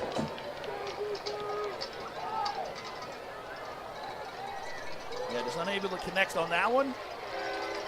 So, 3rd and 6. Josh and Kaysen down to the near side. Adam Eden and Brody. Adam split out as a receiver. Twins with Brody Morrison to the top side. Trace steps out of the pocket. Good job right there, stepping out of the pocket and finding Adam Eaton right around the sticks for a first down. Made that guy miss in the pocket, moved a little bit to his left, and found Adam Eaton on a deep out route for about a 7 or 8 yard gain to pick up the first down. That's what I was talking about with Trace, where he's really grown this year. He's been able to escape the pocket like that or step up from the pressure or whatever it is. Really seen a good progression throughout the year. Yeah, I mean, Trace is not a runner by no stretch of the imagination, but basketball player, baseball player, I mean, still a great athlete, like I said, and has now started to use his feet and move around in that pocket a little. So, 1st and 10 at the 45-yard line. Ritson back there with Trace. Boot this way. A little dump off to Ritson. He's going to go. There he goes. One got to beat. He's got to beat. Oh, he's a little bit short. Going to be out at the 2. No, we're going to call him at the 4-yard line. Yeah, just that kind of throwback screen that we've not throwback wheel route. Pass wheel route to the receiver, to the running back that we've ran all year.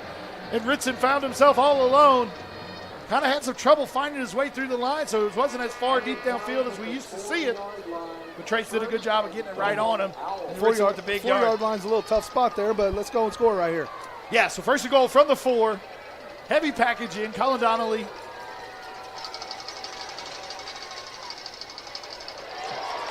Down to about the 3. Yeah, pick up about a yard or 2 on that one. So 2nd and goal from the 4. From the 3. That's where they've done is when they have stopped us, it's the opposite end who's just selling out for that run. Yeah, he's just crashing. So might see some boots later on in the game.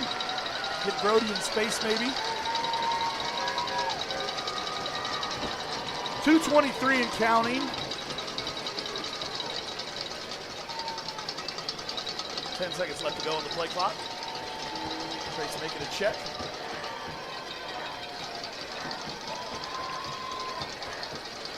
Got it off just in time. There he goes! Touchdown! Oh! Woo! Just a power to the left right there. Ritson gets on in for his 2nd touchdown of the day. Makes it 20-13, Elgin Owls, with 2:03 left to go in the 2nd quarter.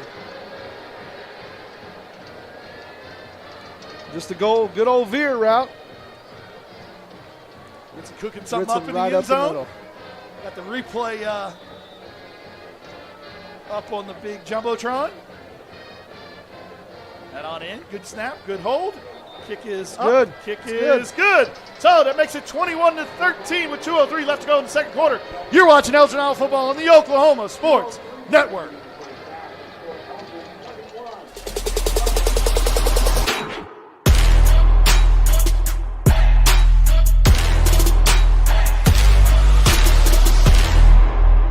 Sidelined by surgery, illness, injury? Valor Physical Therapy can help. At Valor PT, our skilled therapists create a rehabilitation program individualized for you, with education and encouragement each step of the way.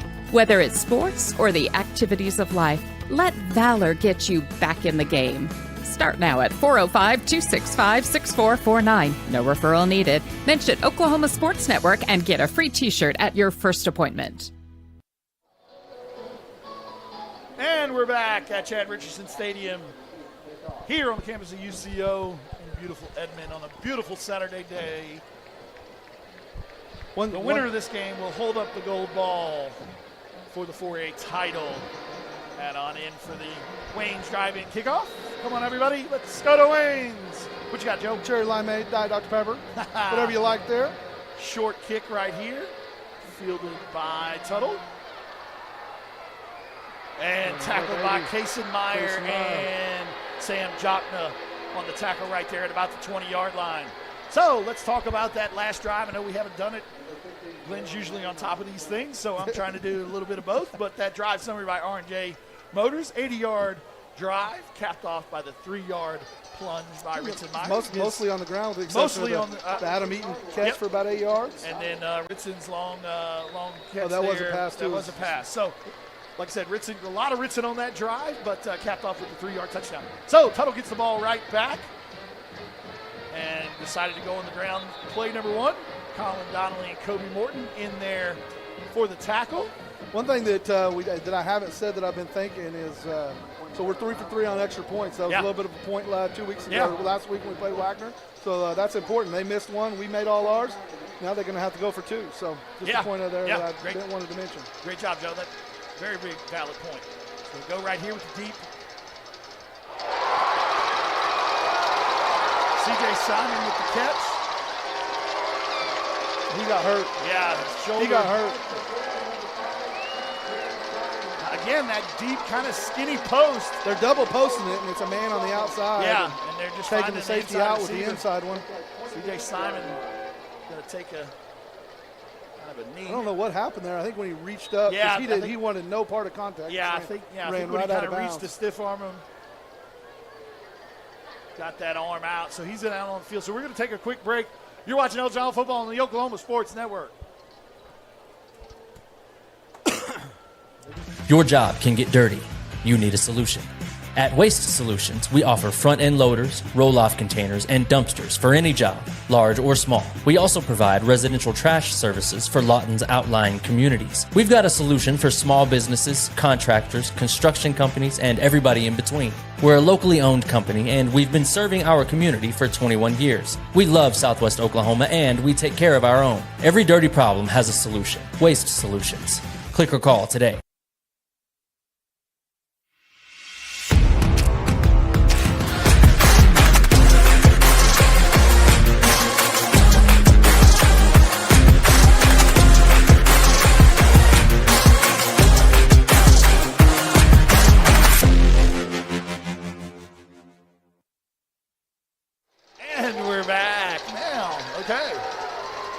Chris is usually at the same plane length of us, so right now he's behind us doing his producing extraordinary. So 1:22 left to go. Tuttle's got the ball all the way at the 28-yard line. Yeah, baby. Rice did a good job of stepping up right there. Got a hand in there. Got a hand in there, knocked it down. Brings up a 2nd and 10. CJ is coming right back in. CJ Simon. 2nd and 10 from the 28-yard line. 28 yards to go. 1:17 left to go. Be a great job right here by the defense if we can hold them out or at least hold them to a field goal attempt because, like I said, we've said, Tuttle will get the ball, so could potentially have a 14-point swing. Quick out. Little deep curl. C.J. Simon with the catch again. About a 9-yard, 8-yard gain. Brings up a 3rd and 2 from about the 20. 1:12 left to go. I think he got out of bounds, so the clock will start at the snap. Yep, he did. And the chain set. He's done a good job so far on McAdoo, but C.J. Simon has done a great job of finding his way open here in the 2nd quarter.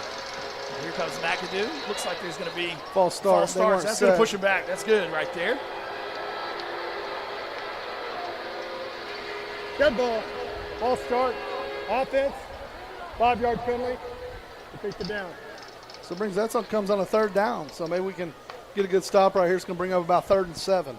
Yeah, with it being 3rd and 7 now, like I said, I mean, that helps us out a little. 25-yard line. 3rd down and 7.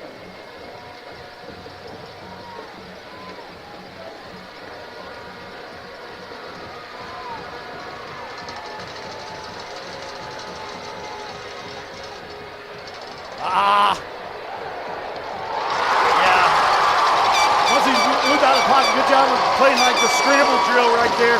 Once he moved out of the pocket, C.J. Simon kind of put the brakes on and spun around and went deep. And good job by the quarterback in hitting him in the corner of the end zone.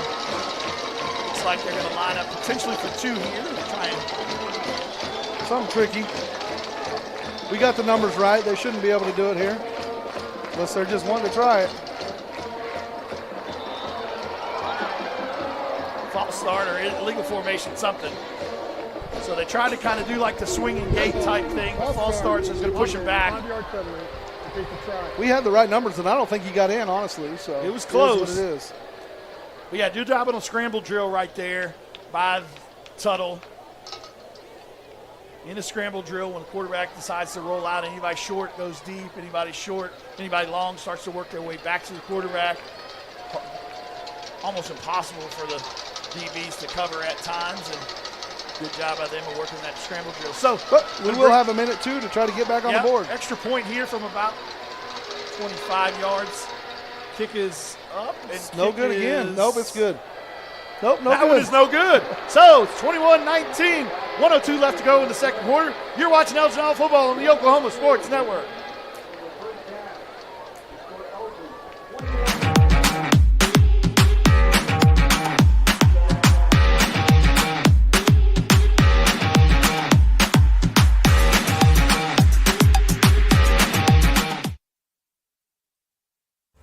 Lawton Community Health Center's high-quality health care is convenient to wherever you are in the region. We're here for you, whether it's our main clinic on Southwest Lee Boulevard or any of our other locations in Lawton. LCHC has additional clinics in Marlow, Comanche, Cache, Medicine Park, Apache, Elgin, and Burns Flat, with more on the way. Enjoy peace of mind knowing quality care from experienced providers is always available. LCHC, your hometown healthcare.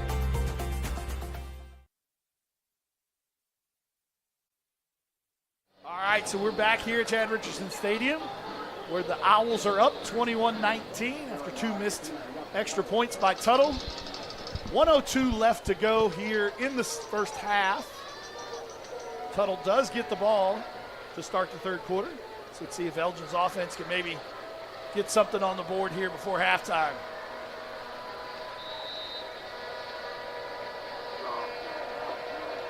And the kick is up and the kick is deep. And it is in the end zone, so the Owls will start with the ball on the 20-yard line, 80 yards to go. 1:02, 3 timeouts left, a lot of time. Obviously, the clock will stop after first downs. And like I said, we also have those 3 timeouts. So, get a couple good plays, get us some momentum here started. And then, I mean, because Tuttle has all 3 timeouts too, so you can't really just run it out. Yeah, because Tuttle's going to use those timeouts on their end. Can't go 3 completions here. So. Yeah, want to try and get something going. A lot of times on this first play, try and maybe hit a run for a big play, see where you are. But we've got twins to the far side. Colin Donnelly all alone. Colin's coming in motion. Outside zone. Yard, pick up about 1, maybe no yards right there by Ritson. Second, and Tuttle is not using their timeouts right here. So no gain on the play. 2nd and 10 from the 20. I think we got a time clock today. Okay. So as you can see on the screen, 29 seconds left to go. Another inside handoff to Ritson. Ritson this time finds some blockers. Timeout. Picks up about 14, so 17 seconds left to go. Looks like we're just going to be happy with the way that this first half has progressed and head on into halftime. So during halftime, not sure what's going on the field at halftime, and I believe none of the bands will be able to perform. So we will mostly be at commercial break. But if we find any break in the action to come back, we'll bring it to you. So Joe, let's kind of wrap up the first half. I mean, 21-19, couldn't have got off to a better start, 14-0. Obviously, before you even blinked an eye, 6:30 left to go in the first quarter. First play of defense, get an interception after a long drive. So let's start over. My bad. So we get the ball, long drive, touchdown, 7-0. First defensive play, pick off by Josh Adesola. Score pretty quickly after that, 14-0. Everything's all Elgin. But good 3 job and out after that as well. 3 and out after that, but good job. Then we had the fumble. So from there, kind of everything kind of Tuttle got a little bit of momentum on the fumble exchange between Trace and Braxton. Got us now to, like I said, that made it 14-0. Tuttle goes down and scores, kind of gets some momentum building. And then, like I said, we were able to punch back. So, but the biggest thing is they missed those 2 extra points. So that makes it 21-19. So they kind of will be chasing. Obviously, they get the ball to start the third quarter, so it'll be important for us to try and get a 3 and out. Well, I think we'll try to make a couple adjustments on defense. Yeah. I'm not sure exactly what they will be, but can't give them 10 yards on 3rd and 8s, and I think that'll be an adjustment somehow we'll make. And the guys will be up to it, come out, go score. And like I say, they're going to be chasing right now. So that's why I said how important it was that we made our field goals. Because last week, that could have been us in that situation, how we kicked. So. Yeah, we got to do a better job on those skinny posts and those seam routes. Obviously, that's one of the places that they're really getting this. I mean, it's been the same play every time, that double post, and takes their safety out of it and leaves the cornerback one-on-one. And defense, though, you got to give a good job, doing a good job with McAdoo, kind of containing him so far. But like I said, C.J. Simon is having a great job, doing a great job right now, finding some holes there in that skinny post. So that kind of takes us. Oh, we got some more stats for you. We'll bring those back for you at some halftime stats when we get back. But that's going to take us to halftime.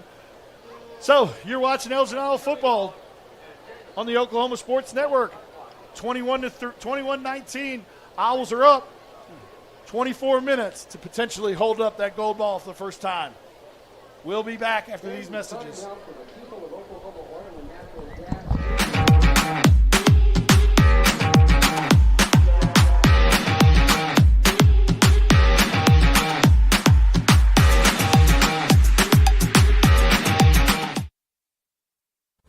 Lawton Community Health Center's high-quality health care is convenient to wherever you are in the region.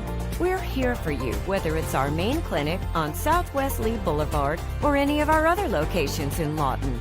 LCHC has additional clinics in Marlow, Comanche, Cache, Medicine Park, Apache, Elgin, and Burns Flat, with more on the way. Enjoy peace of mind knowing quality care from experienced providers is always available. LCHC, your hometown healthcare.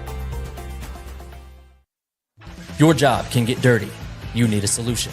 At Waste Solutions, we offer front-end loaders, roll-off containers, and dumpsters for any job, large or small. We also provide residential trash services for Lawton's outlying communities. We've got a solution for small businesses, contractors, construction companies, and everybody in between. We're a locally owned company, and we've been serving our community for 21 years. We love Southwest Oklahoma, and we take care of our own. Every dirty problem has a solution. Waste Solutions. Click or call today. All my favorites for just $7 each? That's crazy. Or am I crazy? Seeing sevens? It's a sign to order from Pizza Hut's $7 deal lovers menu.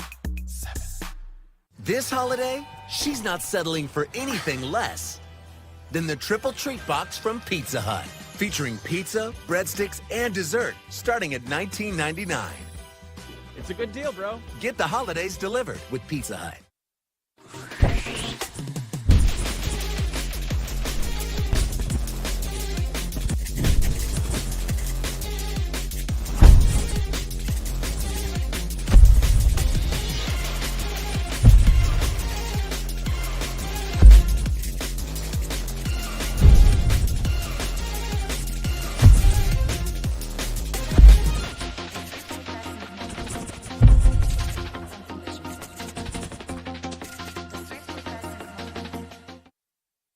Landscaping and Irrigation has been providing top-rated professional landscape and irrigation services for the past 25 years. They take your vision for that perfect landscaping project for your home, new construction, or business and make it a reality with their easy financing options. You'll want to make sure to ask them about their seasonal services too. 4D Landscaping and Irrigation. Call 510-9983. They say the best way to be a good neighbor is to know your neighbors and give a little help when they need it. And when you need a little, you can find help at Ace Hardware in Elgin. Not only do they offer everything from grills to flowers, paint, hardware, and tools, they offer experience to help guide you through the process. And they're happy to take the time to make sure you can do it right. Ace Hardware of Elgin. They're more than just a hardware store. They're your neighbors. Ace Hardware, 7796 Highway 277 in Elgin. Goodbye, paperwork. Hello, convenience. Farewell, waiting. Hello, personal service. Catch you later, dreaming. Hello, planning. Buy your dream home, connect with a personal banker, and easily schedule an appointment with digital tools from Arvest Bank. Goodbye limits, hello possibilities. Arrow Sign Company has been serving Oklahoma and surrounding states for over 60 years. As a family-owned business, our focus has always been on driving people to your door, not just selling you a sign. From custom sign design and manufacturing to installation and service, Arrow Sign has the knowledge and experience to deliver the ideal sign for you while using materials of the highest quality to ensure that your sign will look great for years and years to come. We design and manufacture our signs for longevity, so you get the greatest return on investment possible. Arrow Sign Company, helping your business thrive since 1955. Are you looking for more than just a job? Paris Foods in Lawton offers a career with a competitive starting wage, opportunity for advancement, life and health insurance, including medical, dental, and vision, as well as 401k retirement plan. At Paris, you can be proud of a company that gives back to the community.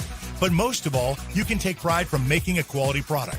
Paris Foods, making the best tasting hot dogs and smoked sausages, the food America likes to eat.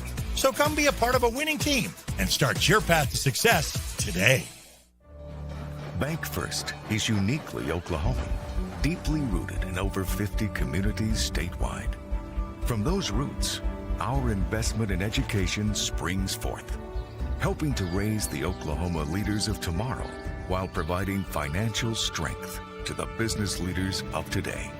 That's the kind of loyalty that helps entire communities thrive. Bank First. Loyal to Oklahoma. Loyal to you.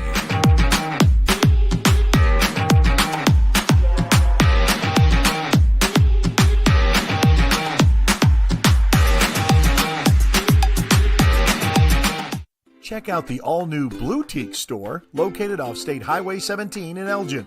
They have an amazing selection of pre-loved name brand men's, women's, and children's clothing and jewelry, including a large selection of sterling silver.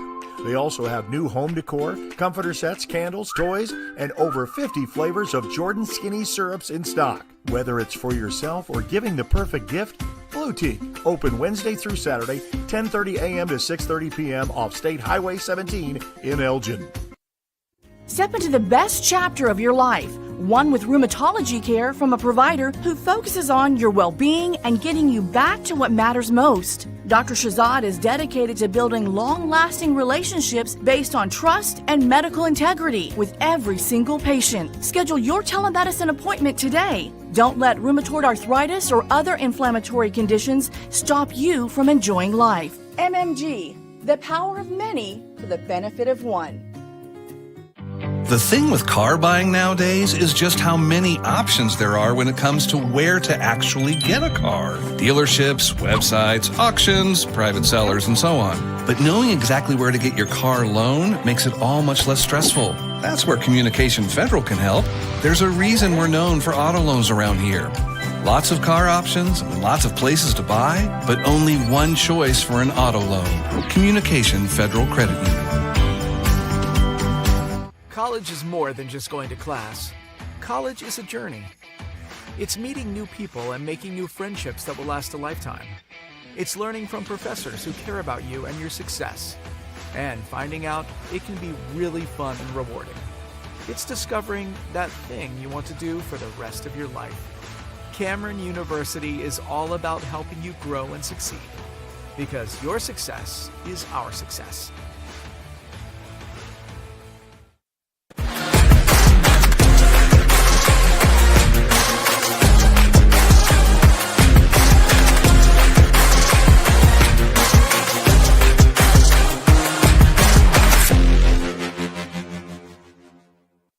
Lawton Fort Sill Regional Airport, just 1 mile to anywhere. Offering non-stop service to Dallas-Fort Worth. Fast, friendly, and convenient without all the hassles. Easy parking, and with close proximity to your arrivals and departures, all in their newly renovated terminal.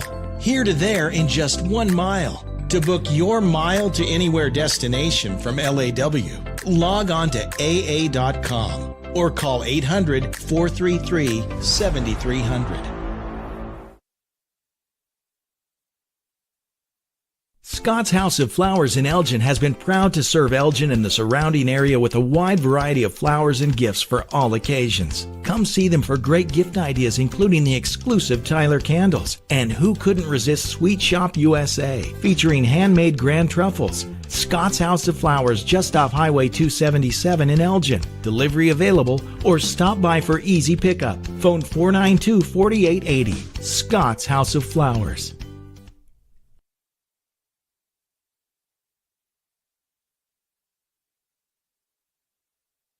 Landmarks.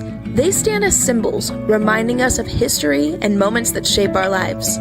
We create our own landmarks. At Becker-Raybon Funeral Home, we understand the importance of honoring these moments. Let our compassionate team help you celebrate the life and legacy of your loved one. Offering a range of services to honor the stories that matter most, we believe that every life leaves a mark that deserves to be cherished and remembered. Becker-Raybon Funeral Home, honoring the landmarks of your life. At Firehouse Subs, a portion of every purchase helps provide life-saving equipment to first responders across the country. So at Firehouse Subs, we don't just make subs. We make subs that are big, bold, and craveable. We make our subs differently because our subs make a difference. Whether you order online or on our app, Firehouse Subs Rapid Rescue to Go will have your subs boxed, bagged, and ready for pickup.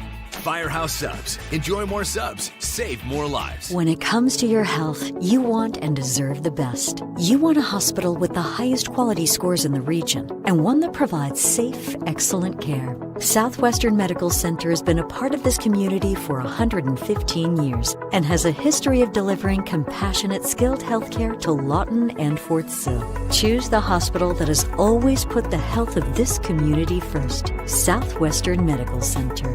Be well. Live well. That's why we're here. You prepared for summer? We are. Keep your air conditioner ready with a Miller Noble Heating and Air Maintenance Plan. We service all makes and models from Bryant, Carrier, and Lennox. Just need a repair? We can do that. Can't pay for it all at once? We offer financing plans too. Is it time to replace your old system? We offer free estimates on new systems. Click or call today and stay comfortable with Miller Noble Heating and Air.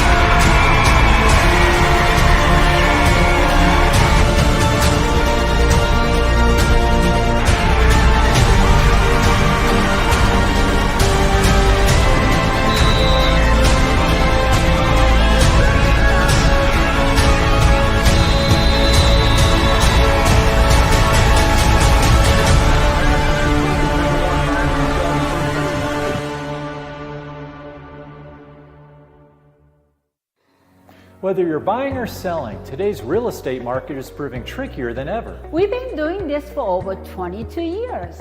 So if a problem does arise, you can trust us to solve it. Let us use our years of experience to guide you to buy or sell your home. Trust the team that's gotten it done with over 12,000 deals done in the last 22 years. Always call our Payment Berries team. We're not bragging, we're just applying for a job. Get ready. It's time for the Billingsley Annual Gigantic Ford Sell-Off with the best prices of the year on all remaining 2024 models. Zero down, no payments for 90 days, and giant savings up to $10,000 on the 2024 new F-150 Platinum truck that out-tows, out-hauls any other truck in its class. Only at the Billingsley's Gigantic Sell-Off. Save thousands on all remaining new 2024 trucks in stock. Only at Billingsley Ford in Lawton, Duncan, and Altus. The heart of Oklahoma, where your home isn't just a place, it's your peace. At Century Roofing, we understand the importance of protecting your peace. We're experts in roofing technology, techniques, and customer service because we care about Oklahoma and we care about you. At Century Roofing, we combine quality craftsmanship and exceptional service because your home deserves the best. Century Roofing, staying on guard for Oklahoma.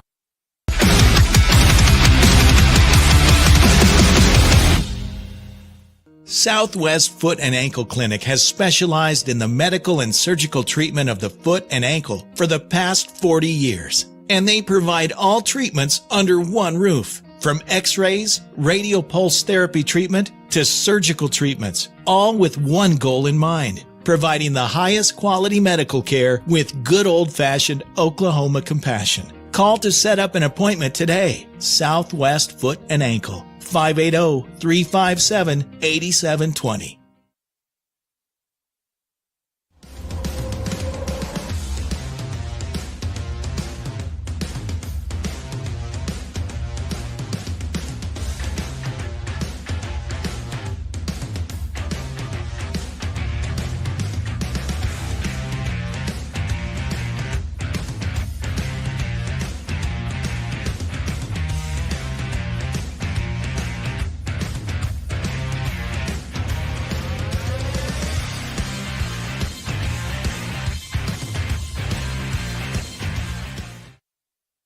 Sidelined by surgery, illness, injury? Valor Physical Therapy can help. At Valor PT, our skilled therapists create a rehabilitation program individualized for you, with education and encouragement each step of the way. Whether it's sports or the activities of life, let Valor get you back in the game. Start now at 405-265-6449. No referral needed. Mention Oklahoma Sports Network and get a free t-shirt at your first appointment.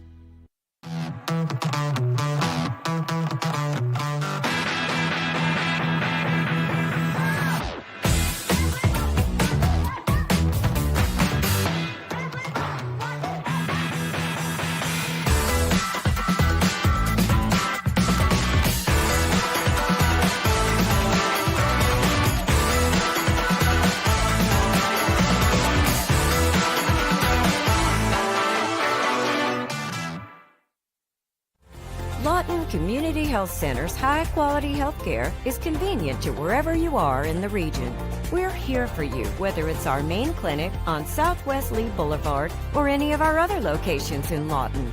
LCHC has additional clinics in Marlow, Comanche, Cache, Medicine Park, Apache, Elgin, and Burns Flat, with more on the way. Enjoy peace of mind knowing quality care from experienced providers is always available. LCHC, your hometown healthcare. Your job can get dirty. You need a solution. At Waste Solutions, we offer front-end loaders, roll-off containers, and dumpsters for any job, large or small. We also provide residential trash services for Lawton's outlying communities. We've got a solution for small businesses, contractors, construction companies, and everybody in between. We're a locally owned company, and we've been serving our community for 21 years. We love Southwest Oklahoma, and we take care of our own. Every dirty problem has a solution. Waste Solutions. Click or call today. All my favorites for just $7 each? That's crazy. Or am I crazy? Seeing sevens? It's a sign to order from Pizza Hut's $7 deal lovers menu. This holiday, she's not settling for anything less than the Triple Treat Box from Pizza Hut, featuring pizza, breadsticks, and dessert, starting at $19.99. It's a good deal, bro. Get the holidays delivered with Pizza Hut.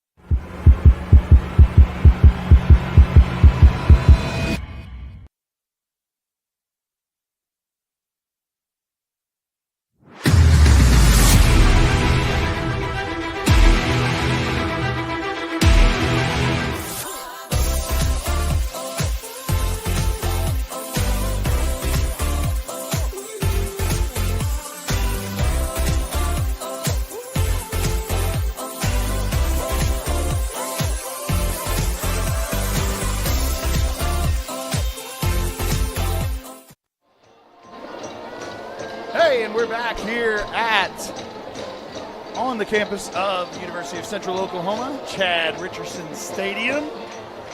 Owls are up 21-19. Almost getting ready to kick this third quarter off. Tuttle will start with the ball. Pretty good first half. Obviously, exactly what you think state championship would be like. And like I said, Owls going to make some adjustments here. Obviously going to have to do a little bit better in the pass defense. They're doing a good job kind of hitting some of those skinny posts and seam routes and things like that. So going to have to tighten up back there. Offensive side of the ball, we're doing fine. I mean, we just need to keep doing what we're doing. Obviously had the turnover there that hurt us a little, but outside of that, the run game is going. Trace has been pretty accurate with the football and pretty smart with the football. So, like I said, big drive here to start the third quarter. Got to come out and try and get a stop if all possible, so that way you're not the team chasing the entire second half. But like I said, kind of what you expected. I mean, both these teams are evenly matched. Kind of what we expected coming in was a battle, and we got one. Yep, absolutely. Their first half stats, Ritzenmeyer, 21 carries for 145 yards, two touchdowns along at 24. Brody Morrison, the 1 for 33 on the little underhand off, and Kaysen 1 for 12 on the underhand out. Trey 6 for 10 for 108 yards, 1 touchdown, along at 41 receiving. Adam Eaton has 2 catches for 16 yards. Ritzenmeyer 1 for 41, Brody Morrison 1 for 30, and Josh Adesola 1 for 17. Yeah, so it's been a lot of Ritson. I mean, like I said, a lot of Ritson. I mean, 180 total yards in the first half, kind of what we expect. Obviously, he's kind of that bell cow workhorse for us in the backfield, but also did a good job on that little leak out on the wheel route. And that was I was watching that develop, and he definitely had some. Trace almost threw it before he was even through it, and through the traffic. And, he kind of had to fight through that muck and whatever, but did find him down the field. Well, good play by both of them. And so that gets us to that 21-19 start. Tuttle's going to start with the ball. Like I said, look for big things coming here in the second half. You're 24 minutes away from holding up that gold ball, so you can't complain about that at all. What's that old saying from Varsity Blues? 24 minutes for the rest of your lives. Yep. So, and it's not necessarily like this is the end-all, be-all, but it's something they're going to remember one way or another, and you want that to be a good memory. Yeah, no doubt about it. Getting ready to get the kickoff here. Adon's going to come out and get this third quarter started. Third quarter will be brought to you by the Lawton Firefighters Association. Proudly supporting the community they serve every day. Lawton Firefighters Association. Fire Chief Jared Williams down there on the sideline. His son Jace headed to Navy next year. Well, Vince. Colin Donnelly leading the team currently right now with 7 tackles. Brody got 6 as well. Colin's doing a great job in the run defense. I mean, and like I said, even on the pass, I mean, he's getting in there. He's doing a good job of getting some pressure on the quarterback. When the quarterback has all day to throw, he's doing some good things. But when he's been rushed, he's kind of been off a little. So look for maybe to get some more pressure going there. And maybe some different pressures because that worked early, and then the last couple, the quarterback was able to escape a little bit. On the one where the guy did the scramble drill and threw for a touchdown. And so just got to keep mixing it up, keep playing football. Well, here we are for the third quarter to start. Adon and the teams are on the field. Here's another Wayne's driving kickoff. Come on, everybody. Let's go to Wayne's. Add-on lines up. Short kick. Fielded by McAdoo.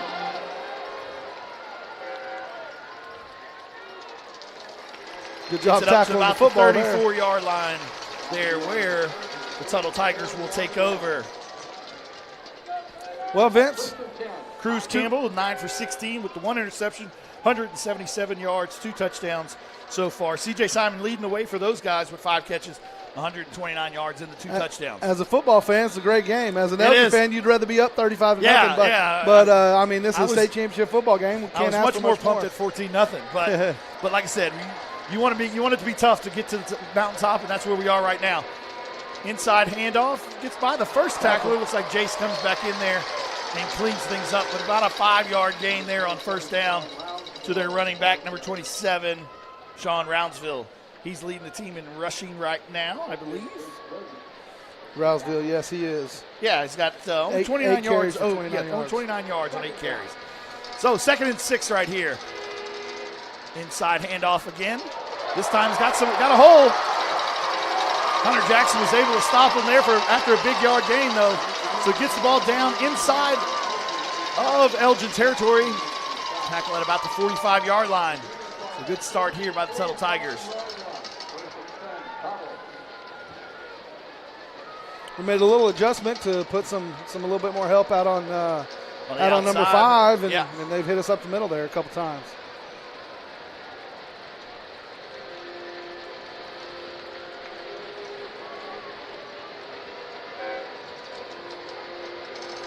Tuttle back in the shotgun.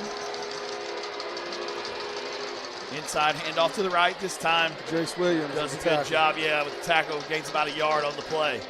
Brings up a 2nd and 9. Yeah, he's kind of running that zone running scheme. They're a complete spread team. A lot of zone runs. Quarterback really isn't reading anything, not trying to pull it out the backside or anything like that. Got tray formation over here to the far near side. Single receiver to the far upside. Quick hitch to the outside. C.J. Simon with the catch quickly gets out of bounds. About it's going to be a first down. Gets them to the 35-yard line.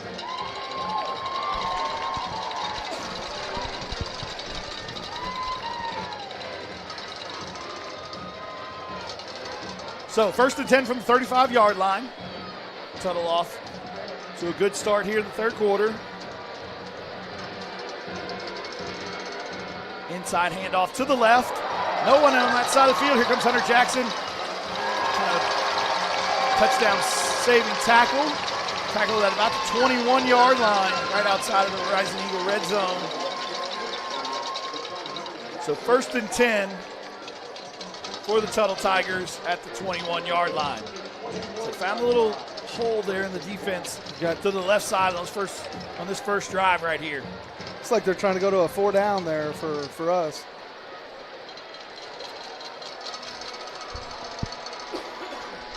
Colin calling out some plays.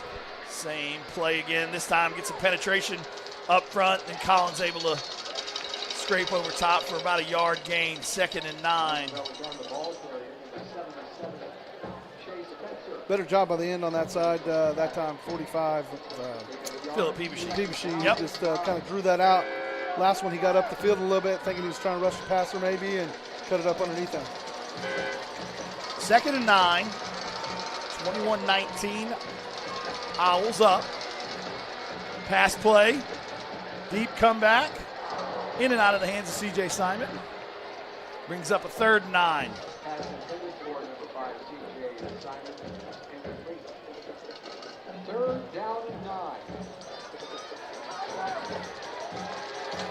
I'm not sure what happened there. Yeah, maybe a finger or something. Looks like he's coming out for a play. So brings up a 3rd and 9, but they said they've hit about 4 or 5 different receivers throughout the day. McAdoo is up top alone. Got number 15 and number 16 down here at the bottom. 15 and 10. 15 and 10. Jordan Lane and Jalen Lane. Yeah, those are twins from Newcastle. Transfers in. Atta, baby. Had a good job. Good hit by 52. Yeah, so that brings up a 4th and 9 right here. Looks like they're going to bring the field goal unit on.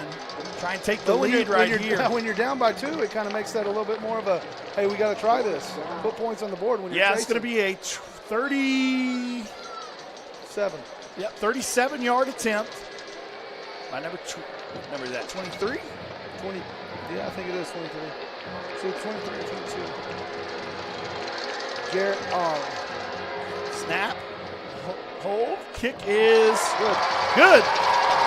So with 9:07 left to go in the third quarter, Tuttle takes its first lead of the day, 22-21 over the Elgin Owls. You're watching Elgin Owl football on the Oklahoma Sports Network.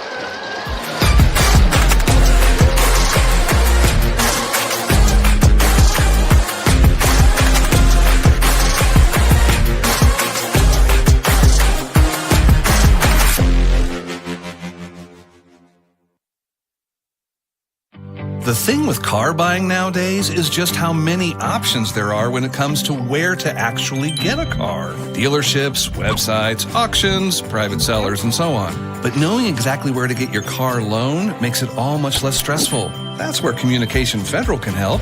There's a reason we're known for auto loans around here. Lots of car options, lots of places to buy, but only one choice for an auto loan. Communication Federal Credit Union. And we're back here at Chad Richardson Stadium on the campus of University of Central Oklahoma. Tuttle took the first drive and marched down the field and was able to get a field goal to take the first lead of the game, 22-21. 9:07 left to go in the Lawton Firefighters Association third quarter. Another kickoff here, brought to you by Wayne's Driving. Come on, everybody, let's go to Wayne's. Another line drive, deep kickoff. Oh, Ritson needs to pick that one up.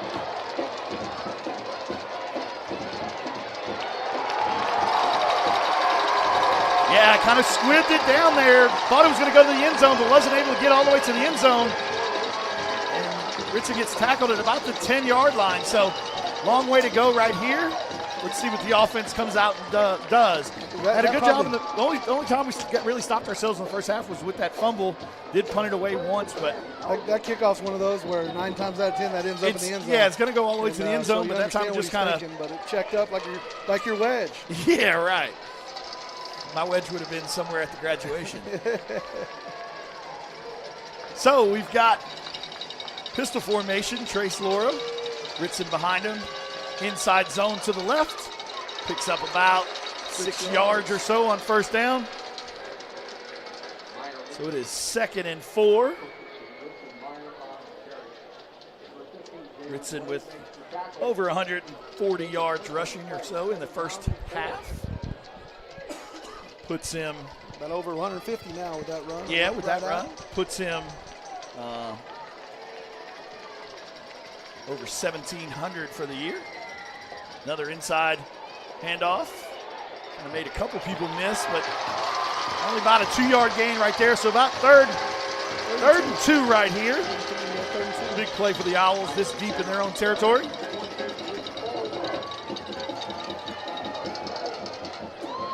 Big play right here. Yeah, big play right here. Get a first down and at least flip the field a little bit, worst case. And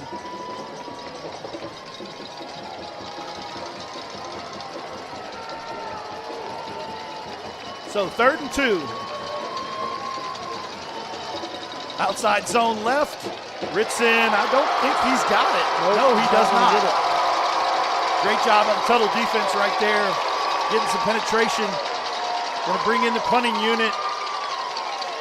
Obviously not the start you wanted to the third quarter, but still a ton of football left to be played. 7:30 and counting in the third quarter. Collin in for this first kick. First punt of the day. McAdoo back deep. Dangerous returner. See if Collin tries to keep it away from him. Good snap by Brody. Kick. About the 50. About the 50-yard line. So, short field for Tuttle to work with here. See what the defense can do coming out. Somebody needs to make a big play on the defense, kind of get some momentum going for us. Big spot for a possible turnover right here. Yeah. We could definitely use one.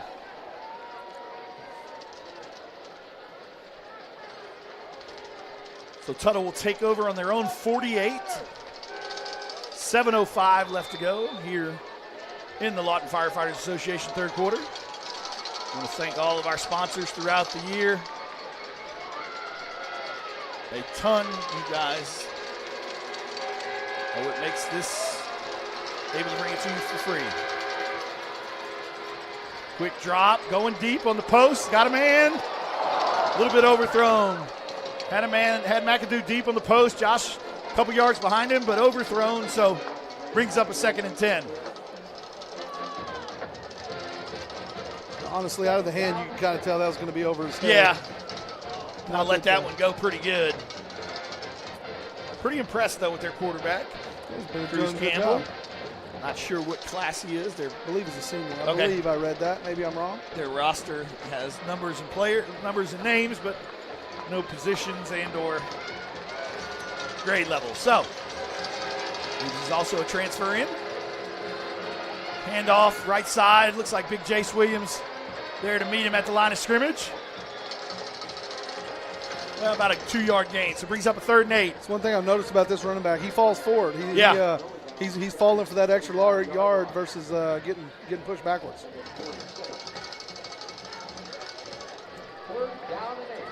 Haven't seen C.J. Simon back in there yet. Got number 2, Zarian Kendall on the outside, along with Jalen Lane.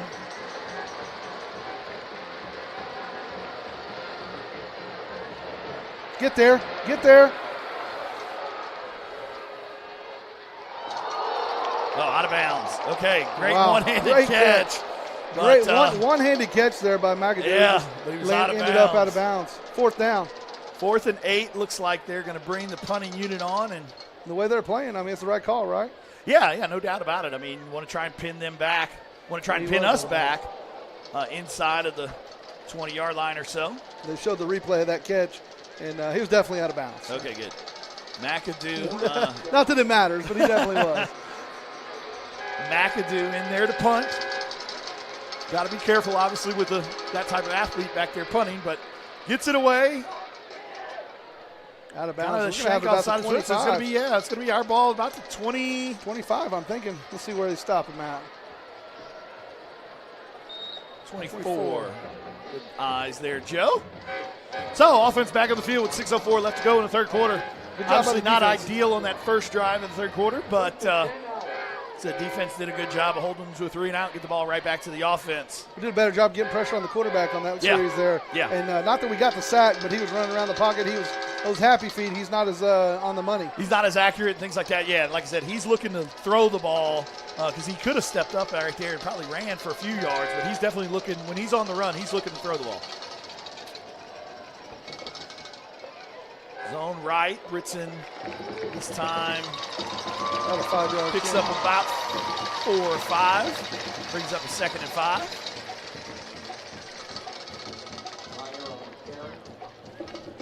(22-21). 3 touchdowns apiece. Tuttle missed 2 extra points, but was able to knock in a field goal to make it 22-21.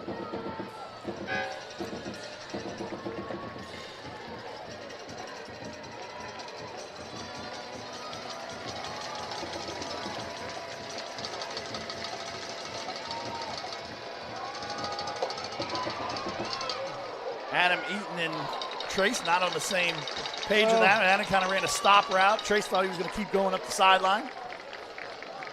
So falls incomplete, brings up a 3rd and 5. Big play right here for the offense. Don't want to keep trading punts. So 3rd and 5 from the 29-yard line. Need to get to the 34 for a first down. Adam Eaton alone up top.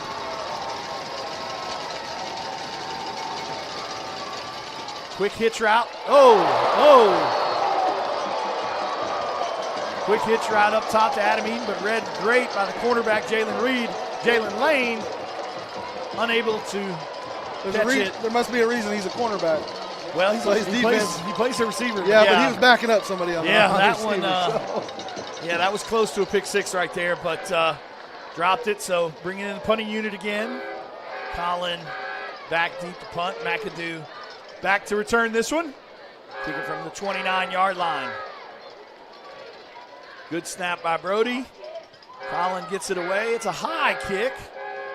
Fair catch attempted by McAdoo at the 35-yard line. So good punt by Colin right there.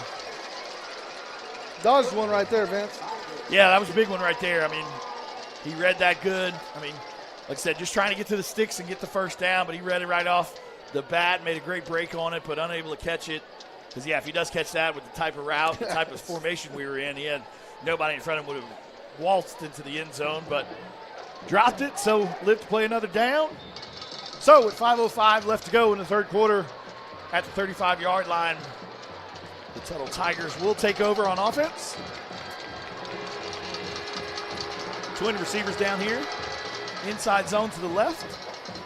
Good job by Phillip. Forcing it inside and then folding back and making the tackle. 1 yard gain. 1 yard gain, kind of closed up. Like I said, they had some success on the first drive of the third quarter with that play, but last couple times they've tried to run it. We've done a good job. So 2nd and 9.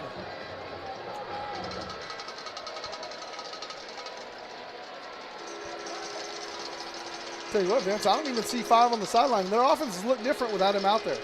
Yeah, no doubt about it. I mean, when you put a D1 signee, yeah, signed with no UTEP matter is who my it is, but understanding.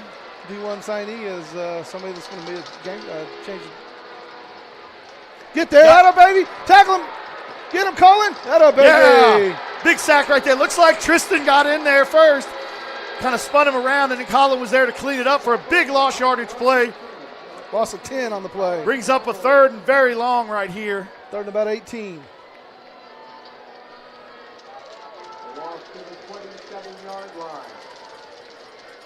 So yeah, huge sack right there for the defense. 3:50 and counting left to go in your third quarter. Keep everything in front right here if you're the defense. 3rd and 27. Well, 17. Okay. Inside screen to McAdoo. Made a couple people miss, but gets a lot of it back, but still about 4 or 5 yards short. So looks like Tuttle's going to bring on the punting unit again. Yes. We're going to take a quick timeout. You're watching Elgin Iowa football on the Oklahoma Sports Network.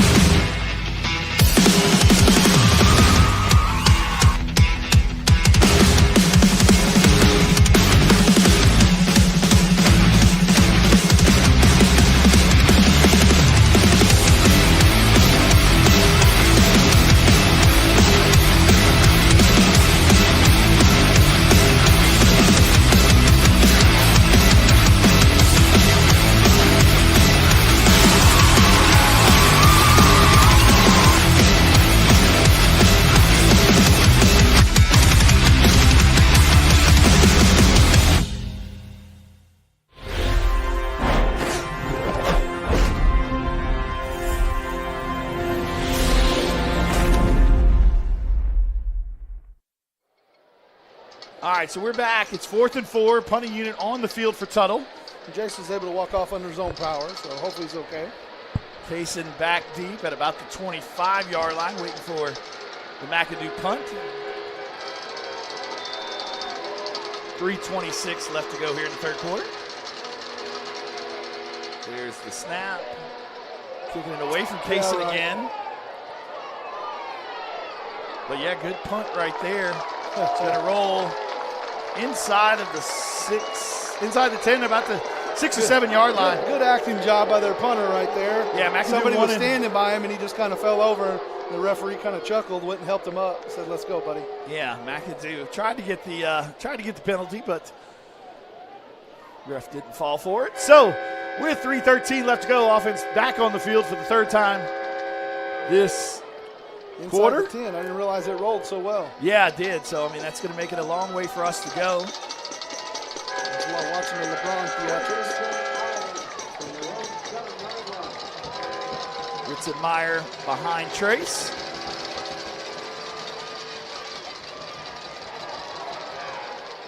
Made one man miss, got out of the shadows of the end zone, picked up about 6 yards. Makes it a second, well, about 5 yards. So makes it 2nd and 5. Jace is coming back in. Good to see him. Last time wearing that Elgin Owl uniform. Some of these kids have been playing together since they were 3 and 4 years old, and it's a cool story. This is the last time they'll don the red helmet.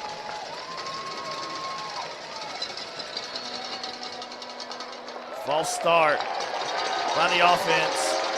Gibson had a hole too, so it's going to push us back to make it 2nd and 10. Somebody, I think, on the outside moved a little early. So 2nd and 9, yeah. 9.5.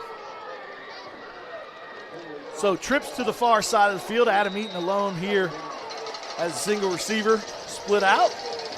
Ritzenmeyer behind Trace Laura in the pistol formation. Trace gets a check from the sideline. Hand off to Ritzen up the middle. Really nowhere to go right there. No yardage. Brings up a 3rd and 9.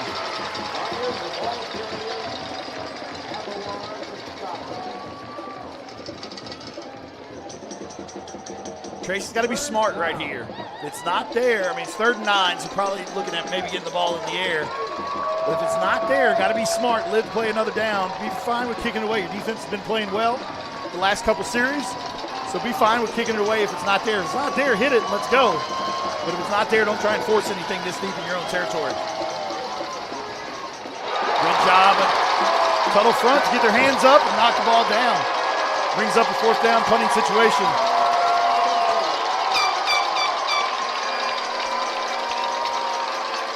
Good job again. You talked about it there in the first half. I mean, you can't get all the way to the quarterback. Get in that throwing lane and just throw your hands up. And good job by the Tuttle defense to do that. Did have Josh a little bit short of the 1st down. Josh probably would have been able to pick it up, but good job there by the Tuttle defense. Yep. Good snap. Punts away. Not a great punt, but it's going to take a roll of ours, so gets it about the 45-yard line, 46-yard line on our side of the 50. So just kind of trading punts here in the 3rd quarter outside of the 1 field goal by Tuttle. C.J. Simon is back on the sideline. That's kind of what you heard that roar about. Looks like they're looking at a finger. So that could affect him moving forward, trying to catch the ball. But let's go defense. 1:46 left to go here in the 3rd quarter. 22-21, Tuttle, slight advantage over the Owls. Zone left.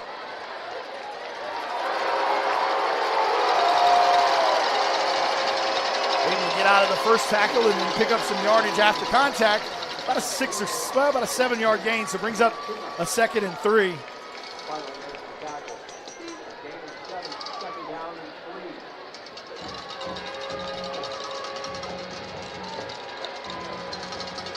Quick screen to the outside. Yep, looks like that's going to come back for a hold. Just a little stick screen to the outside that McAdoo was able to pick up the 1st down. But it looked like Jalen Lane on the outside held Brody or one of those guys out there. Adasola. Okay, so that's going to push him back 10 yards from there. Thinking about 2nd and 10-ish. Holding. Offense. 10 yards from the spot of the foul. Repeat 2nd down. So 10 yards from the spot or 10 yards from the Should be from the spot. Yeah. So they're making about, like I said, about 2nd and 10 or so.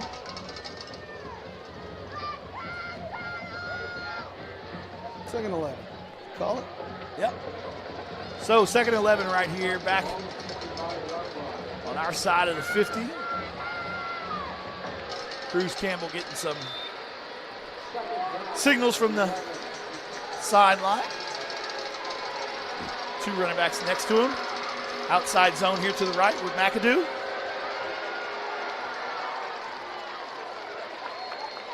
Puts up about 3 yards right there. I don't know who it was, but it's a good job just dragging that out and waiting for your defense to come. Yeah. If it was Braxton or I'm not sure who it was. So bring about a 4-yard gain. So brings up a 3rd and 7.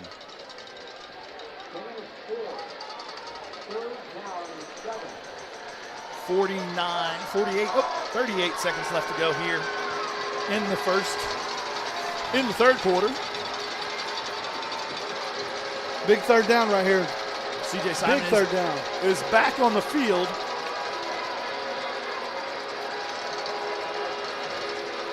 Get the football. Get the football. No snaps. I think it's going to be an offsides. So that's going to make it a third and about 11 or 12. CJ Simon. False start on the whole offense except for the center. Yeah. CJ Simon's back on the field, so look for him. Talking to you off air, Vince, the offense just looked a little different without him on the field. That quarterback doesn't seem to trust anybody but 11 and 5. Yeah. As far as throwing the ball to him. And when he's not in there, that means they're just going heavy to 11. They're going to take this to the fourth quarter, it looks like. Yep, they sure are. So with 8, 7. Yep. All right, so we're taking it to the fourth quarter. It's 22 to 21. 12 minutes left to go here in the fourth quarter for all the marbles. You're watching Elgin Owl football on the Oklahoma Sports Network.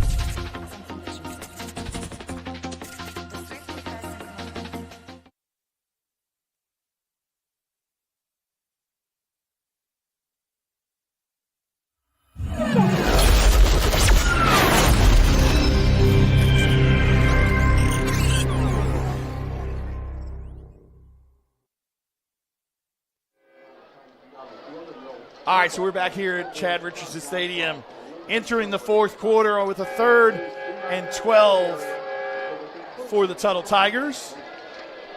A very quick third quarter at that, when kind of trading punts and things like that. That's some new stats. Probably not much has changed since halftime outside of... I was just looking at 2 pretty evenly matched teams. Almost the same first downs, almost the same number of plays, which it shows on the field.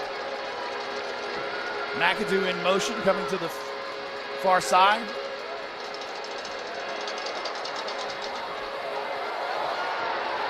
Ball's out. It was a good job by Peebushy. The quarterback was running, looking to throw, and then he looked to run, and he reached out, slapped that football. And yes, that's going to bring up another punting situation. Try to hit us deep, but good job of penetration by Colin, forcing the quarterback out of the pocket, forced him out of the pocket to the side that no receivers were to. So still was looking downfield to try and hit a man downfield, but Phillip was able to get in there and kind of grab that arm and force a fumble, but Tuttle was able to fall on top of it. Brings up a 4th and 10. McAdoo with the punt away again. Another good roll for him. Jason, get out of the way.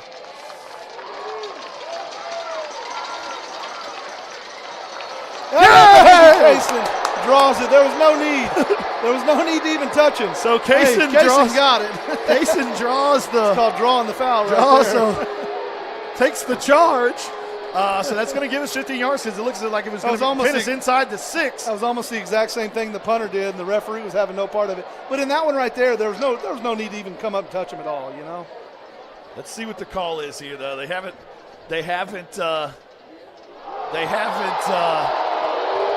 still discussing it, so maybe they may waive it off. We'll see. Not gonna lie, Kaysen did a little bit of an acting job. There's no doubt about it. But hey. Yeah, they're gonna, I think, wave it off. There's no flag on the play.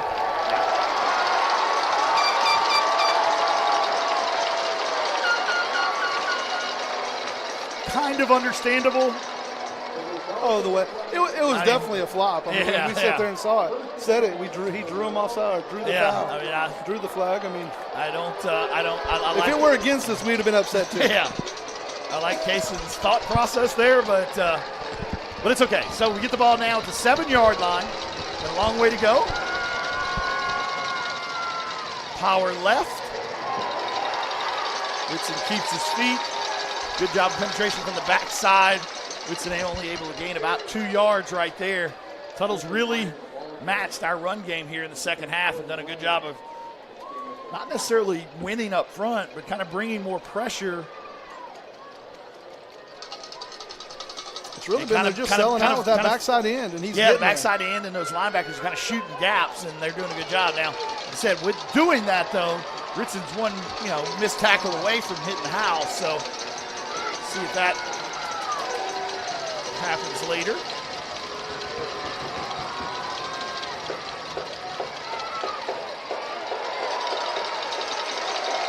Another 3 or 4 yards right there. So he's going to bring up a third and about 3.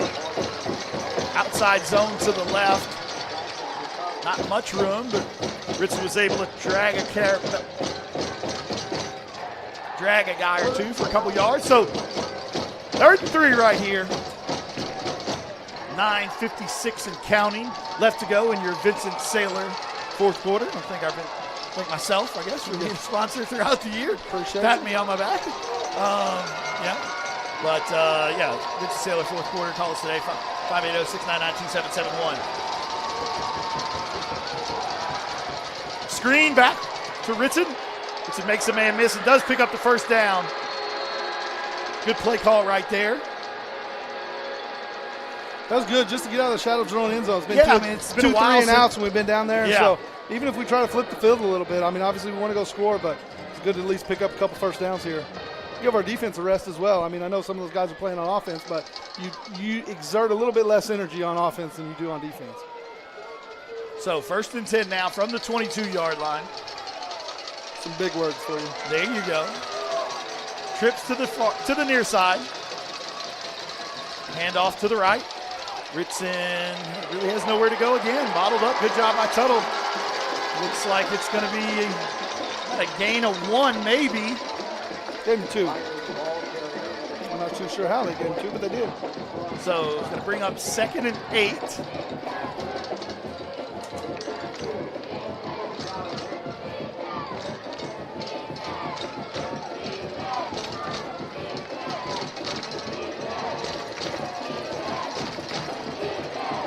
Tiny in the backfield. Trips to the far side. Adam Eaton at the end of the line of scrimmage in a normal tight end spot here to the near side.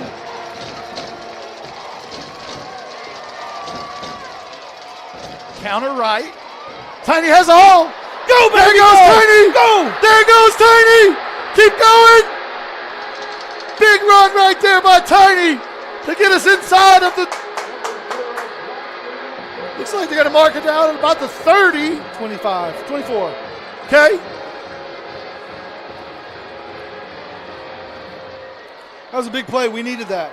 Yeah, absolutely. Just a counter to the right. Oh, you're right. Tiny gets to the outside. You had the right one now, 30. So it's on the 30-yard line now. 30 yards to go for the touchdown. 8:12 to go. Yeah, big run right there to the short side of the field. Counter that way. Tiny found a big hole and was able to pick up some big yardage. Outside zone left. Nowhere to go right there.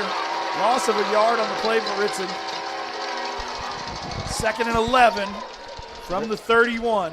They're just shooting those gaps. Yeah. They're getting through there. We're going to have to do something about it, to hit it over the top a little bit, something, but we're definitely shooting them and getting there. Colin coming in for Josh. For a little bit of that misdirection. I wouldn't be surprised they did earn that little misdirection underneath handoff to Brody or Kaysen right here. Yeah, you got Colin and Adam offset to the far side. Yep, boot this way.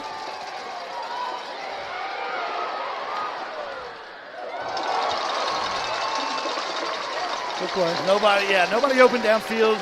Tried to get it to Kaysen, but it falls incomplete. 3rd and 11. Trace did a good job of avoiding kind of a sack. So 3rd and 11, big play right here. Probably 4-down territory inside of your own, well, right outside of the 30. Would love to pick it up here on this 3rd down, but probably have 2 downs to play with. Tuttle fans are getting loud for their defense. It's a Meyer. Trace is dropping back. Hits Adam Eaton along the seam. For the first down, gets down to the 10-yard line. It's a heck of a pass. He threaded the needle right there. Yeah, he threaded the needle for sure right there. 3 defenders and put it right on Adam for the first down. That's going to get us inside of the 10-yard line, inside of the Rising Eagle red zone. Be 1st and goal from the 10. Yeah, got to punch it in here. Nowhere else to go. 7:10 left to go in the Vincent Saylor 4th quarter. Ritzenmeyer back there dotting the pistol. Inside handoff to Ritson. Picks up 7 yards. About 6 or 7. It's 6, about 7, to about the 6, 3-yard line. 6 on the about 4. The 4, yeah. Spot him at the 4. So with 6:50 and counting, Elgin on the doorstep of taking the lead.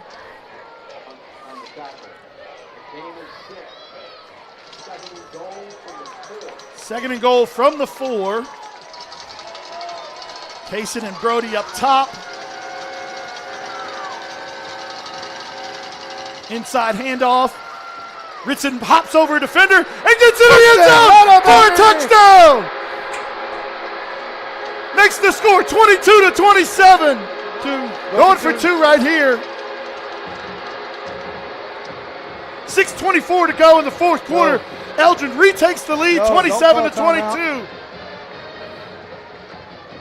Elgin going to go for 2 right here to try and make the score 29-22 and go up by a full touchdown.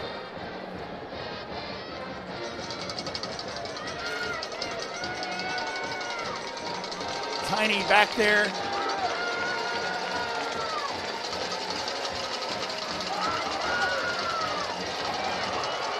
Trace gets out of it. Give it to him. Collin, yeah! Trace able to avoid the sack and finds Collin Donnelly in the corner of the end zone for the 2-point conversion. Makes 7. it 29-22. Elgin Owls. You're watching Elgin Owl football on the Oklahoma Sports Network. Woo! Can't even say it.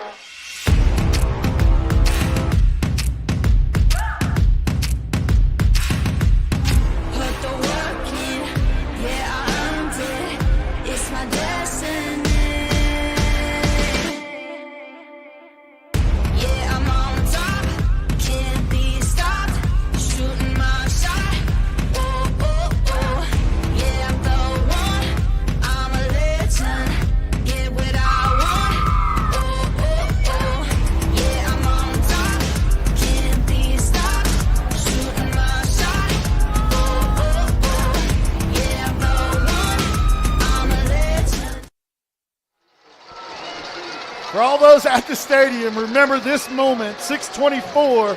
Try and remember Curtis Laura jumping for joy up and down the sideline. Not jumping for joy. He was trying to get the crowd in. Everybody excited. He's trying to get this crowd to ride it for the last 6.5 minutes here. 6:24 left to go in the 4th quarter. We're here for another Wayne's driving kickoff. Everybody, let's go to Wayne's. Short kickoff again by Adon. McAdoo coming up and catching it. Kind of fought with his guy but able to get to the 41-yard line. So, with 6:19 to go in the 4th quarter, Elgin up 29-22. Big spot here for the defense. Huge spot right here for the defense. See if we can get a big stop right here.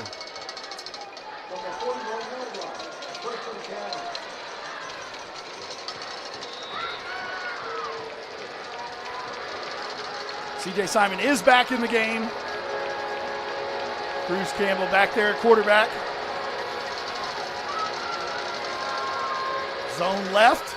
Tackle Collin Donnelly.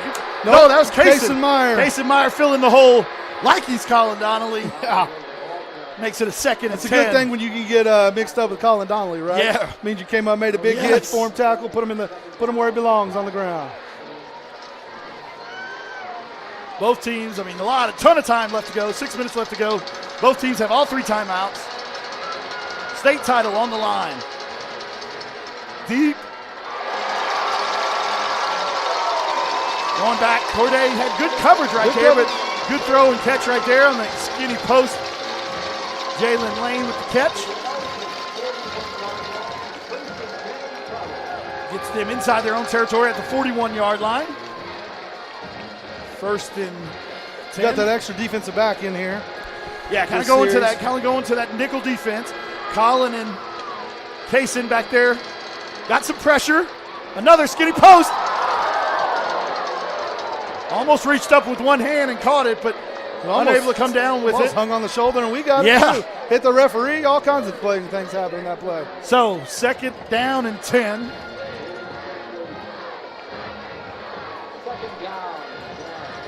Kind of going back to those deep skinny posts. On that throw, his feet were a little happy. Once again, happy feet means he throws that not quite as accurate. Yeah, so we got that nickel package in right now. You got the 3 down linemen, Trace, and then you've got Colin and Kaysen at the 2 linebacker spots. Quicks. Ball! Get it! Oh! Ball was tipped, had a chance. Yeah, just tried to run a quick little hitch. Had a chance. It was a tip ball, but it really didn't go by us. It was by anybody who could have caught it. But this one brings up to ricochet to you. Yeah, brings up a 3rd and 10. Josh was really close, but wasn't able to come down with it. So brings up a 3rd and 10. Colin's trying to get the Elgin faithful on their feet, which all of them are over there. Want to congratulate the Elgin community. To see nothing but a sea of red over there is absolutely phenomenal. And we want to thank all you guys for making the trip. 3rd and 10, another quick hitch. A drop again. Same thing. Brings up a 4th down. 4th and 10, and we'll bring They it up are here. going to go for it right here, I would imagine. 5:17 left to go. Minutes. Quite the decision for Coach. 5.5 minutes to go.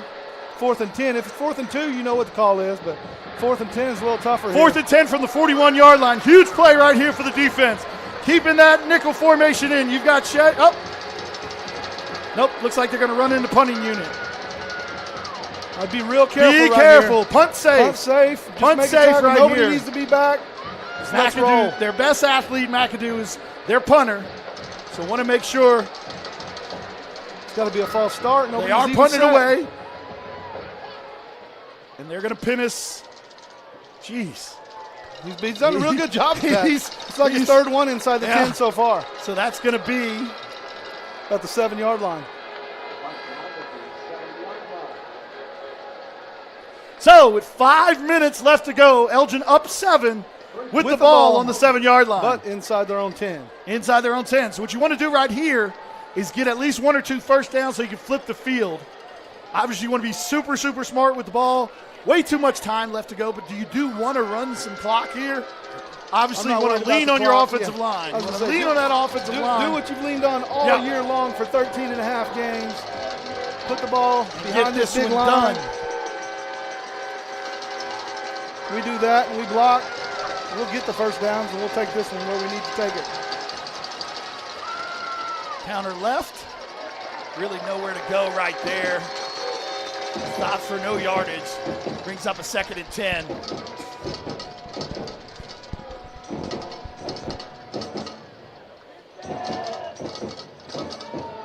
Second and 10 from the 7-yard line. Still no game. 2nd and 10. Stick around with us after the game. We'll have the Ann's Country Kitchen post-game show where we'll name our Elgin Roofing Defensive Player of the Game and our K5 Overhead Doors Offensive Player of the Game. Woo. There goes Ritson. That baby, we need that first down. First down right there, big yard, about a 13 or 14-yard gain. You'd love to keep running, but 13, 14 on a first down makes a big difference right here. Kind of bobbled the exchange a little, so maybe a little nervous right there, but good job of Ritson corralling it and then picking up some big yardage after a huge hole by the offensive line. So we got 4:19 and counting left to go in the 4th quarter. Elgin up 29-22. Trace is taking his time a little, kind of running that 4-minute offense. Tiny back there at running back. Ball at the 20-yard line. Snap. Counter left. Outside. Tiny running over, folks. Run him over. Got a goal. Baby. Another 15 yards, 16 yards. 3:53 and counting. And Tuna just put his shoulder down, ran right over that cornerback, and just kept on trucking. Most people see Tiny and think, scat back, small guy, but no. There's a reason why he's an all-state wrestler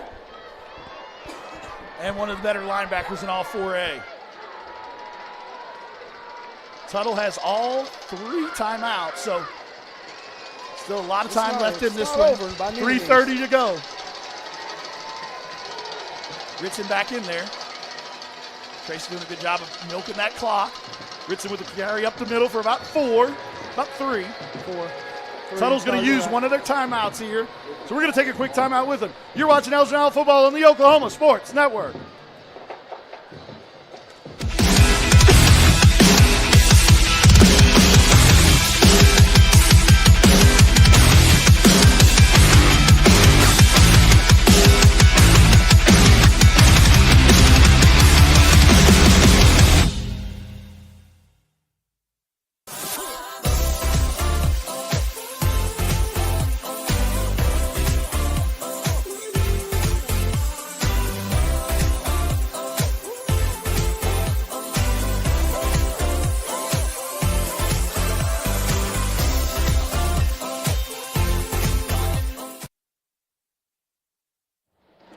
We're back, and I'm a nervous wreck. But hey, 3:25 to go. Tuttle used their first timeout.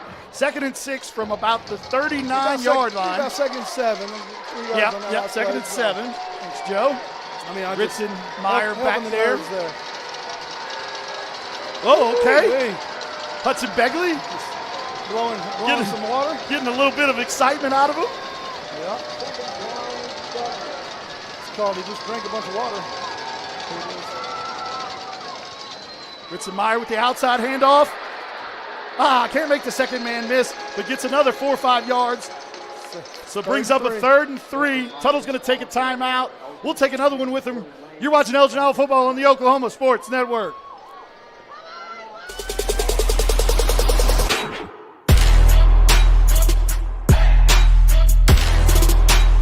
Favorites for just $7 each? That's crazy.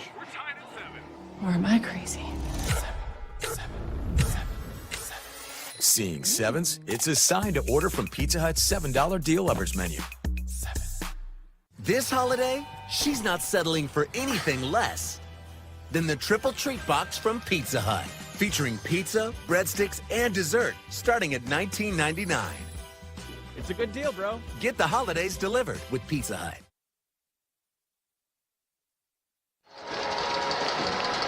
All right, with 3:18 to go, and Tuttle has used 2 timeouts. Elgin has a huge 3rd and 3 right here. If you're able to pick this up, goes a long way. Not saying it's going to be over, but it's going to. It goes a long way towards putting it where you want to put it. So let's see right here. I assume you're going to see Ritson with another carry. Inside zone. Yes, he does! Baby. He picks it up! He picks it up, Betta, baby. They only have 1 timeout left. Can only stop the clock one more time.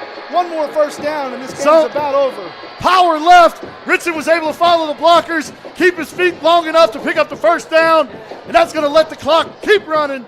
Tuttle only has 1 timeout. 3:09 left to go. Got to have about 1 more first down, I think Vince does. If I'm looking at the 1 math, more will about get it done. Right. At least 1. Man, here we go. So stick around for the post-game show. We'll see if we can get to the field. If not, we'll bring it all from up here. Hand off to Ritson Meyer. About 4 yards. Tuttle's going to call one of the timeouts right here. Their last timeout with 2:44. We're going to stay right here. 2:44 left to go in the 4th quarter. 3 yards. Start 2nd and 7. 2nd and 7. So you got 3 down. You got 2 downs, let's say, to pick up 7 yards. And you're holding up the gold ball, baby. Woo! What a great game. It's been a phenomenal season. Both teams, yeah. This is, like I said, didn't know what to expect out of this one, but it's definitely lived up to the hype. It's not what you want if you're an Elgin fan. I mean, obviously it is what you want. You're leading with the ball, 2 minutes left, the chance to go put it away. But, in all these games, Elgin's been up by 2, 3, 4, 5 touchdowns by this point. Right. But, you come into the state championship game, this is really what you expect. An undefeated Tuttle team, this is, they're ready to play, and credit that, and let's go finish them right here.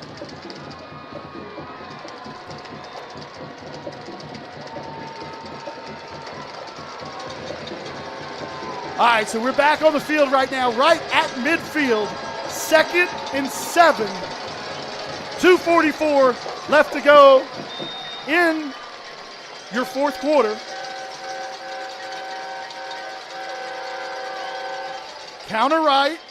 Ritson jumps over. He's got it! He's got the first down! He's got it! He's got it! He's got it! He leaped over the defender who cut our pulling guards, which has been doing all game, which technically is a penalty. And Ritson is saying, he just leaped right over. Bring me, baby! Atta baby! Woo! All right, we're at the 37-yard line. 40, 120, 40. You're gonna be 20 seconds left. You gotta run it. You gotta run it. What are we doing? Why is the clock not running? Sorry, guys. That's a little rough. We might have to get one more first down.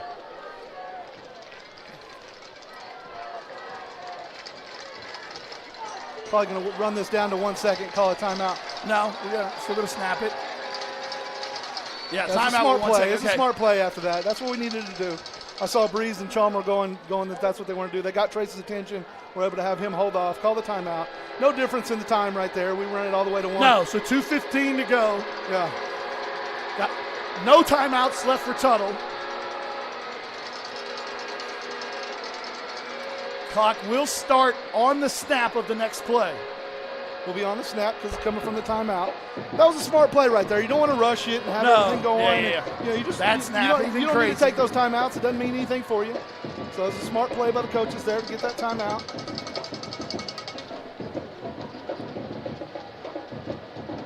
Well, we're not quite in that victory formation yet, but we're getting close. One more first down would do it. So I do not believe we're going to get any interviews on the field after the game.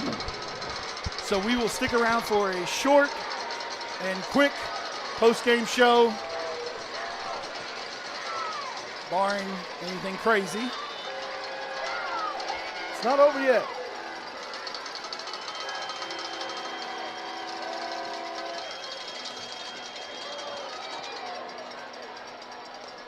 All right, so counter play to the right. About no yards right there. So we're going to have to snap this one with about 1:30 left to go. Would love to get one more first down. One more first down would definitely put you in victory formation. One more gets it. Would love for their offense not to hit the field because they do have quick strike, capabilities. They have the big strike capability. This game's definitely not over yet. One more first down will do it, but it's not over yet. Tracy's going to snap this one with about 1 second left to go. You got 1:30 and counting, 1:35. Counter left. Oh, false start. Okay. False start on the offense. So that's going to push us back guys. 5. This is not over. This is not over. Yeah, no. It's not over till you're in victory formation. We're not there yet.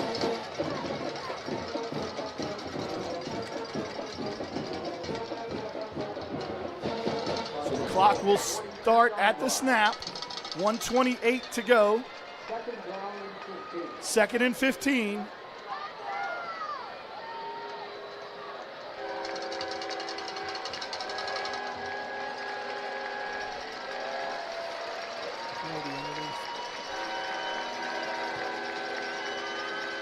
Pop pass to Brody. Stay in bounds. Good job. Get a big chunk right there. Got a big chunk of it back, so it's going to be 3rd and what is that? 6. Ball on the 35-yard line. So that's it. Is it done? No. Yeah, it's done. It's done. That's it, fellas.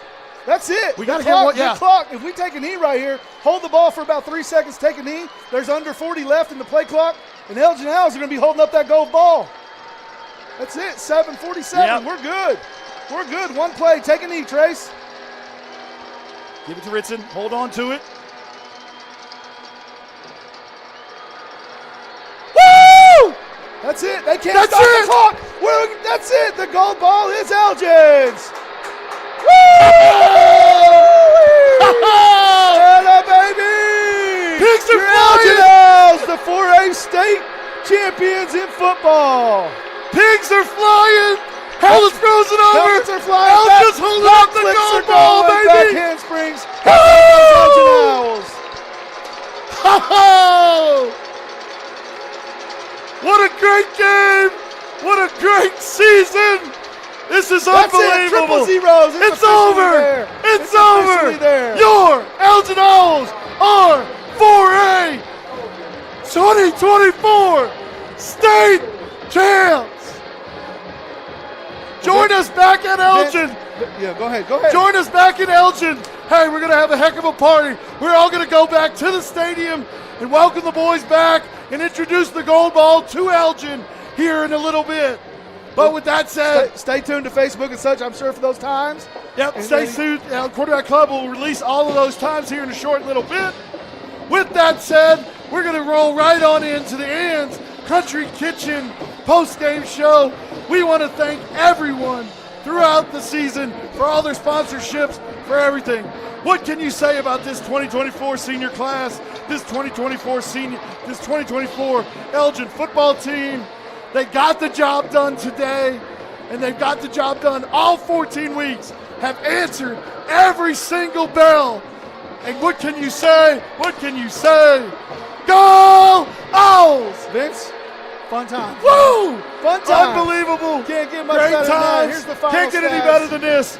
With your K5 overhead door, Player of the offensive game. player of the game, the one and only, 230 yards rushing, 2 touchdowns, 3 touchdowns, 3 touchdowns, 42 carries. the man, the myth, the legend, the one and only, Ritson Myers. But as we said before, he can't do it with those guys up front. No doubt about it. He can't do it without And those then guys up for front. your Elgin Roofing defensive player of the game, you got to go with the one and only CD 187, Colin Donnelly. Way to finish off a career, buddy. You were the best linebacker I've ever seen play in high school football, and you went out with the fitting way. 11 player tackles. of the game, 11 tackles, and you're a state championship, brother. Every single one of y'all on the Elgin Owl roster, you're state champions. The ball is coming home, and this is the start of something special, Elgin. We look forward to it. Can't wait to see everybody back at our home field. Turn that around, welcoming let 'em these see. guys. Turn it around. We're about to turn it We're around. going to hey, we want to thank all of our sponsors throughout the year. We want to thank all of our parents, all of everybody that has watched. It's been an incredible year. We're so proud to have brought you this amazing season, and we can't wait to do it again next year. But for this year, your 2024 4A state champion, Elgin Owls. Woo! As always, go Owls. Woo!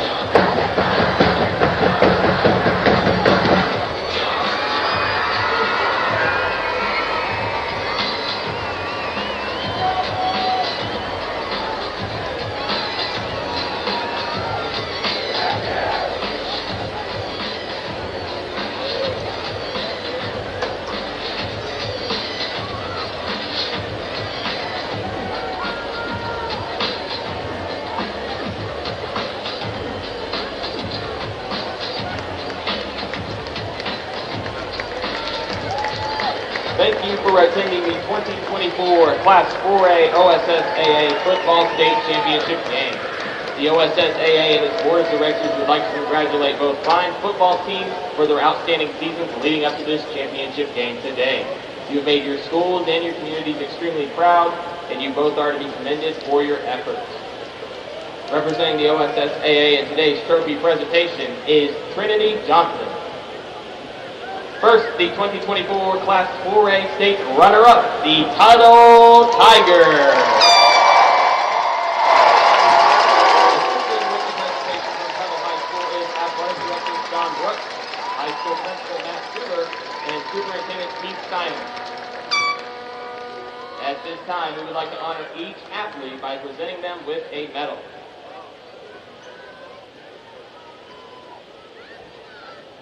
Number 1, Tyrese Gonzalez.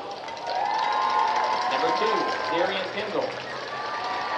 Number 4, Brooks Judkins. Number 5, TJ Simon. Number 6, Bear Vargas. Number 7, Ty Hudson. Number 8, Major Vanderberg. Number 9, Parker Madison. Number 10, Jordan Lane. Number 11, Brady McAdoo. Number 12, Cruz Campbell. Number 13, Colby Ogleski. Number 14, Luke Falwell. Number 15, Jalen Lane. Number 16, Tucker Howell. Number 18, Wyatt Croton. Number 19, Paige Norville. Number 20, Caleb Young. Number 21, Jet McCoy. Number 2, Adrian Avalon. Number 23, Garrett Ogg. Number 24, Gage Goodwin. Number 25, Diego Olivares. Number 26, Braden Mincy. Number 27, Sean Roundsville Jr. Number 28, Colby Young. Number 29, Aiden Boothby. Number 30, Gunnar Flehardy. Number 31, Carter Van Auken. Number 32, Zeke Pineda. Number 33, Turner Lennon. Number 34, Brantley Johnson. Number 35, Braxton Howe. Number 36, Donald Sluter. Number 39, Luke Champion. Number 40, Preston Shoppett. Number 41, Bear Robinson. Number 44, Will Garrett. Number 49, Jaden Taylor. Number 50, Ryan Morales. Number 51, Braden Taylor. Number 52, Gunnar Goddard. Number 53, Cameron McDougal. Number 54, Jake Cox. Number 55, Josh Berger. Number 56, Mikey Avalon. Number 57, Gavin Hine. Number 58, Garrett Rogers. Number 59, A.J. Jones. Number 60, Eli Clark. Number 63, Hunter McCuddy. Number 64, Mason Gilmore. Number 65, Camden White. Number 66, Nick Wright. Number 67, Jansen Leonard. Number 68, Tanner Burnham. Number 69, Samuel Wright.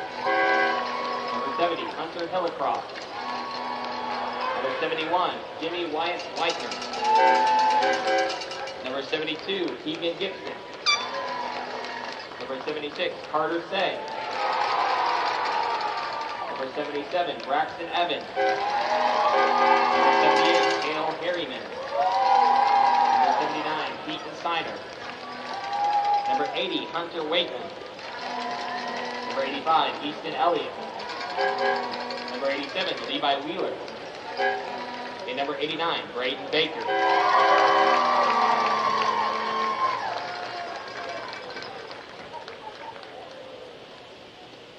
Receiving the Coach's Achievement Plaque is Coach Brad Ballard.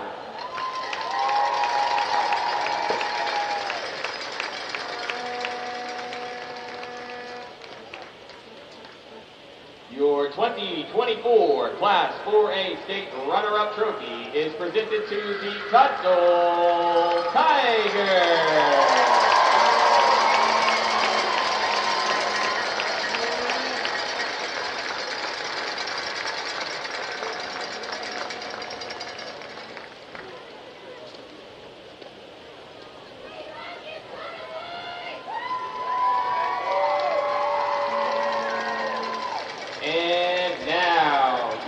2024 Class 4A state champion, the Elgin Owls. Assisting with the presentation from Elgin High School is Athletic Director Damon Hitt, High School Principal Curtis Laura, and Superintendent Nate Marai. At this time, we would like to present the champions with their medals. Number 0, Braxton Antuna. Number 1, Peyton Meyer. Number 2, Brody Morrison. Number 3, Trace Laura. Number 4, John Lohman. Number 5, Josh Adesola. Number 6, Gabe Rush. Number 7, Jackson Sutherland. Number 8, Braden McIver. Number 9, Joey Ariano. Number 10, Hunter Jackson. Number 11, Chris Zapatoff. Number 12, Dylan Johnson. Number 13, Hayden Valetto. Number 14, Sage Rush. Number 15, Avery Balch. Number 16, Brendan Lewandowski. Number 17, Corday Ritchie. Number 18, Colin Donnelly. Number 19, Logan Willett. Number 20, Dylan Mercer. Number 21, Brody Donnelly. Number 22, Jake Croft. Number 23, Brady Paragoy. Number 24, Bryce Martin. Number 25, Logan Scholl. Number 26, Jay Spores. Number 27, Baron Hunter. Number 28, Sam Jochna. Number 29, Peyton Holmgren. Number 30, Gage Elam. Number 31, Adan Delgado. Number 32, David Cardoza. Number 34, Whitson Meyer. Number 35, Kobe Morton. Number 41, Dalvin Clark. Number 42, Cohen Fredoff. Number 45, Philip Tagishi. Number 50, Thomas Finley. Number 52, Tristan Kephart. Number 53, Zayden Roberts. Number 55, Anthony Ogamora. Number 56, DJ Devine. Number 58, Jace Williams. Number 59, Hudson Begley. Number 60, Freddie Nina. Number 61, Ryan Hemingway. Number 64, Jacob Jackson. Number 65, Jackson Deal. Number 66, Colin Davis. Number 67, Ronnie Rojas. Number 68, Micah Tebow. Number 69, Cameron Holliford. Number 70, Sheldon Deutsch. Number 71, Keelan Phillips. Number 72, Hayden Phillips. Number 73, Brody Ballou. Number 74, Brady Warren. Number 76, Casey Barebow. Number 77, Shay Spencer. Number 80, Dylan Adesola. Number 81, Keegan Hillary. Number 82, Braden Jones. Number 84, Jake Deal. Number 85, Tucker New Henson. Number 88, Adam Eaton. Number 89, Elijah Hardiman.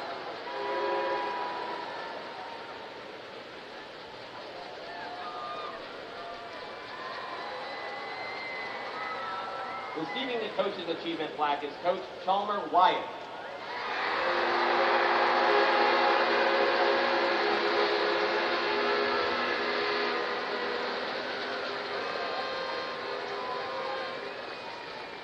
And now, the 2024 Class 4A State Championship Trophy presented to the Elgin Owls. Congratulations again to both teams on a fantastic season.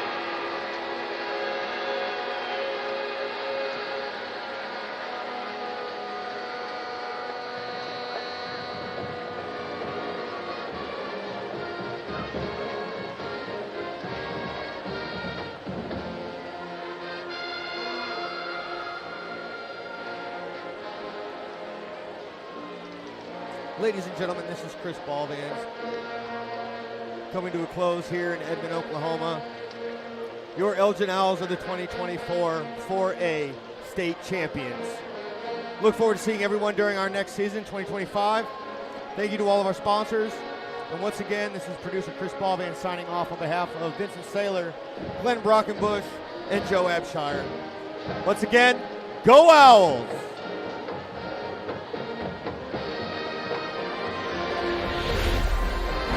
Thanks for watching this presentation of the Oklahoma Sports Network.